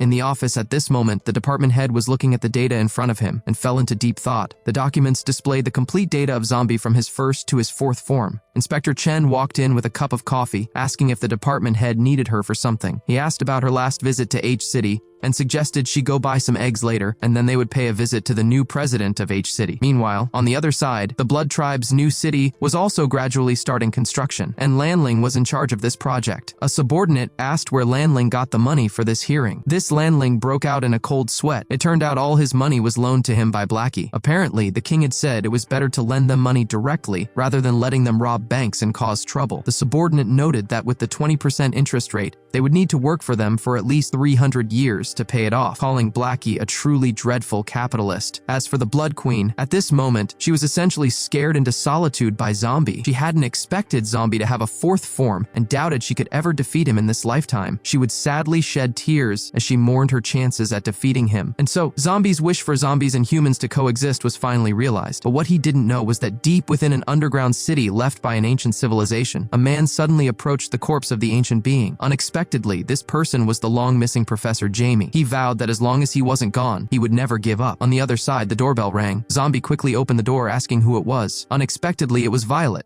who had come early in the morning to hurry him to work. Soon after, Zombie arrived at the Beyonders Academy. At that moment in the gymnasium, seeing that it was about time, Zhang Lanqi waved her hand, welcoming their new chief, Zombie, to say a few words. As her voice fell, the students in the hall greeted Zombie. Looking at the neatly arranged freshmen before him, Zombie was also a bit confused and then awkwardly touched his bald head, wishing everyone good morning and saying they should be hungry, as he brought some eggs. He asked the former chief if he had been replaced. The former chief replied there was no choice, as he couldn't win against Zombie. Meanwhile, in the department head's office, Inspector Chen suddenly rushed in, saying the situation was serious. Saying this, she handed a cell phone to the department head, explaining the president was calling. Hearing this, the department head was immediately startled. The department head was about to bring a gift to Zombie when he received a call from the president. Unexpectedly, the revival of the ancient being was already known worldwide. Inspector Chen was surprised, saying they hadn't told anyone. The department head asked how such a big event could be kept secret, and noted that the exchange meeting was about to start, with too many things happening at once. He then asked how the eggs he requested were. Hearing this, Inspector Chen quickly lifted 2 bags, saying here they were. With that, the department head personally brought the gifts to Zombie's doorstep. Since he had made him the chief, assigning him to a duty should not be a problem. The department head rang Zombie's doorbell, but the door was opened by Violet. What surprised him most was that Violet was dressed in a beautiful maid outfit. Seeing this, the department head was briefly stunned. Asking Violet what was going on, Violet immediately denied it was what he thought. The department head was completely speechless, thinking they were playing games like this, and that even though Zombie got promoted, this was too bold. At that moment, Zhang Lanqi only just realized her current situation, telling the department head he had it wrong. However, the department head didn't want to hear their explanations and turned around, ready to leave. Zhang Lanqi and Violet quickly stepped in front of him, saying they were just there to celebrate Zombie's promotion. The department head questioned celebrating by dressing up like that, saying he had never seen them wear such outfits. But before he could finish, he noticed that Dawn was also in the room, with the former chief playing a card game with Zombie. The Iron Club president then made a party popper explode with a bang. At this moment, the department head was speechless. These people were just too much. Just then, various fruits and vegetables were thrown into the air, and with expert slashing technique, it turned out to be the Iron Club president demonstrating his knife skills. He was holding 2 plates of sushi prepared for Zombie, but suddenly he noticed a familiar figure standing at the door and immediately exclaimed in horror that he did all this because Zombie forced him. Fortunately, by this time, the department head was completely numb. He cleared his throat and announced that since everyone was here, he would save the trouble of calling a meeting, and that there was something very important they needed to discuss. At this point, everyone was sitting around a table. Someone asked if he wasn't the boss of the humans. Hearing this, the department head quickly explained that he was not, saying he was actually just in charge of this province. As he prepared to remove his face shield, Zombie and the others looked on in anticipation, but the department head only revealed half of his face, explaining that their planet only has 2 continents and only 2 countries, Country A and Country B. The department head then continued to explain the history of the countries and the relationship between them, mentioning an exchange meeting that happens for peace, but mainly for displaying military might. Hearing this, Zombie was immediately surprised, asking what this exchange meeting was. The department head compared it to a school sports day or a military exercise, but noted that Country B wins the competition every time. Zombie thought that sounded pointless. It explained that in the last round there was a zombie controlling event, and one of their provinces subdued more than 8 million zombies, meaning their strength was many times greater than theirs. This statement sent a chill down Zombie's back. This competition was going to rely on him. At this moment, Zombie was completely speechless, realizing that this girl still believed he was human. Fortunately, at this time, the department head interjected to ease the tension, saying not to worry, this time they were the ones managing the events, so there wouldn't be a zombie fighting event again. Meanwhile, on the other side of the earth, 2 tall and beautiful women walked into an office. At that time, the leader of Country B threw a document on the table and told them to take a look, saying it was a photo sent from Country A. Hearing this, the 2 women quickly picked up the photo from the table and examined it closely. When they saw that the moon had been pierced by a mecha, they were shocked. The leader noted that according to intelligence, it was very likely that Country A had acquired the technology of the ancient people. He added that next month, the president of Country A would visit their country, and since the 2 women were his most capable subordinates, he called them there to personally investigate this matter. He also mentioned that there was significant concern from the king about their sister joining the rebellion, and if they completed this task well, he would naturally speak on their behalf. They understood, replying to Lord Prime Minister. In a mysterious laboratory, Professor Jaime was watching an experiment with a serious expression. He announced that component, number 1, was fully powered. As his voice finished, other staff also indicated they were ready. They were planning to revive the ancient person. The green-haired subordinate called out to Professor Jaime that they could start now, but he questioned if they could really bring back the ancient person, who had been gone for 1,000 years and become a specimen.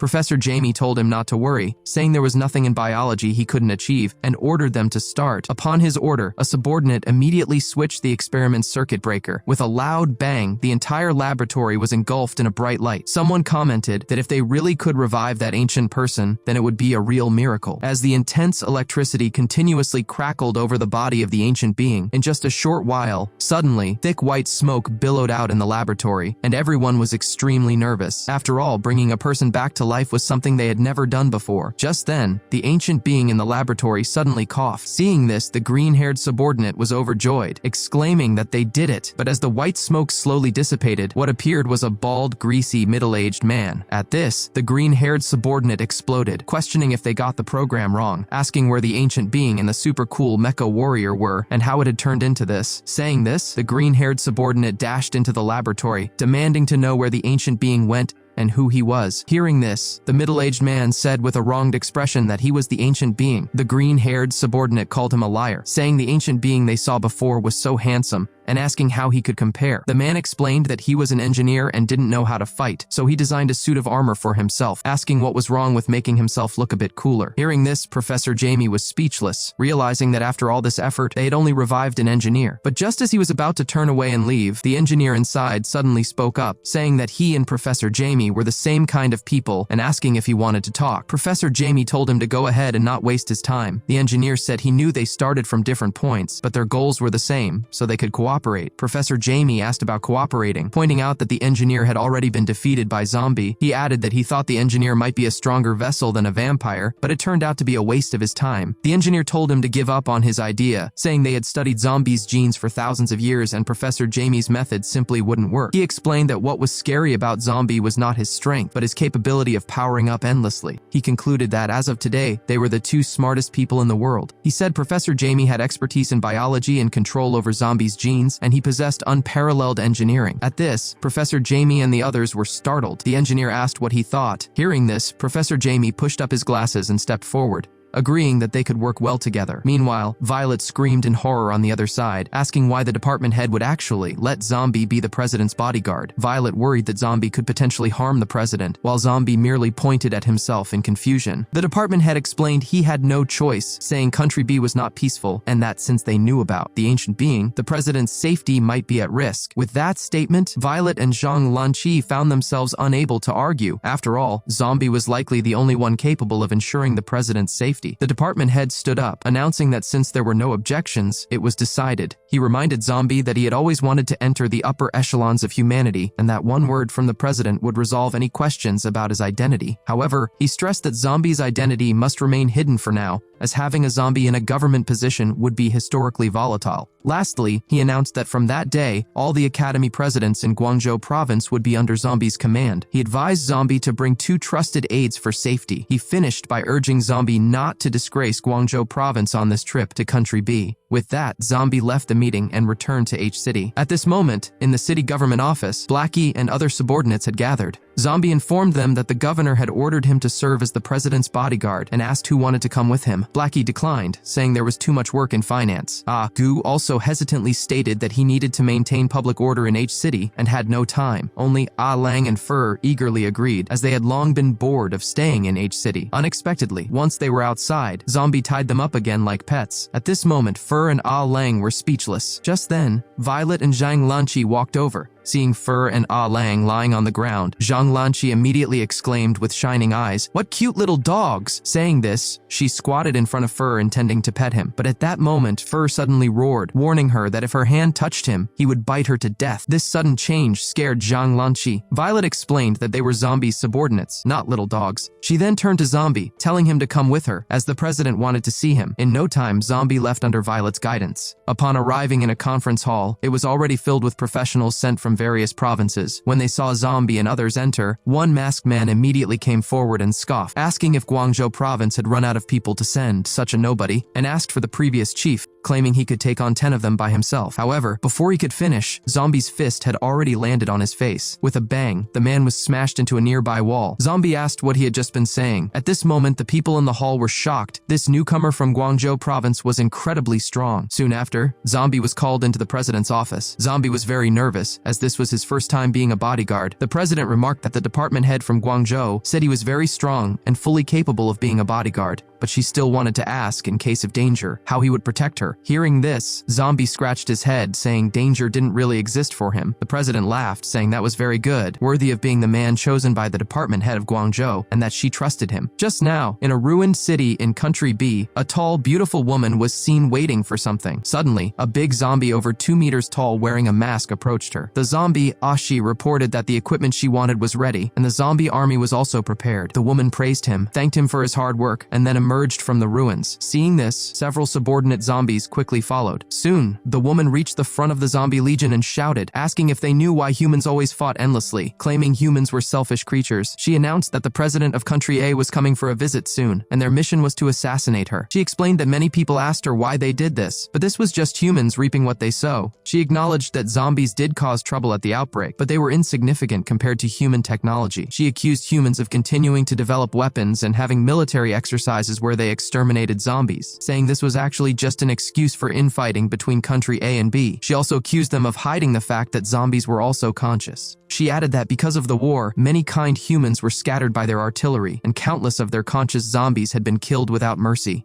In reality, humans and zombies could have lived together all this time. Her goal was to overthrow Country A and B and unify the world. Hearing this, the members of the rebellion excitedly raised their hands, shouting, "To coexistence!" Meanwhile, Zombie was leisurely drinking afternoon tea while they were on a private jet on the way to Country B. The scene shifts back to Country B, where at the airport, reporters had already started a global broadcast, all because this exchange meeting had become the focus of the entire world. Soon, a special plane flew over the city. A security officer warned them not to let anything happened to the president of Country A after she landed. Someone else asked if their sister might take action now. The officer guessed that knowing her personality, she would even blow up the plane if she could. Meanwhile, on a bustling street, a suspicious human was with a large figure. The human claimed everything was arranged, and they would send the president of Country A to the afterlife. However, before he could finish his sentence, a masked zombie next to him suddenly started convulsing, then uncontrollably collapsed to his knees. The human asked what was wrong, and said this was no time for jokes. Ashi heard this but did not respond. Instead, he suddenly looked up at the plane above, as he seemed to sense something both familiar and terrifying on board. Just then, the private jet of the president of Country A finally arrived at the airport, and officials and reporters from Country B quickly gathered around. Suddenly, the plane's door slowly opened, but the person who stepped out was not the president of Country A, but Zombie, wearing a suit and tie for the first time. Seeing this, Ashi quickly grabbed the walkie-talkie and shouted, "Danger! Stop!" Hearing this, a blonde zombie was briefly stunned, wondering why he suddenly felt a sense of fear. Even the boss on the high-rise couldn't help but break out in a cold sweat and immediately ordered the rebellion. "This guy is not the president. Everyone stand down." At this moment, the scene of Zombie's appearance was broadcasted around the world. When people saw Zombie's odd appearance, their reaction was utter confusion and surprise. On the other side, the twin sisters were also taken aback by what they saw on the screen, asking who this guy was. The other sister said he seemed to be a bodyguard listed with the president's group. The department head on the plane spoke to Zombie, praising him for doing well and reminding him of his task, which was to take a bullet for the president. Hearing this, Zombie was speechless, wondering why he needed to do so much for a single bullet when he could catch missiles. And with that jump, that's where the video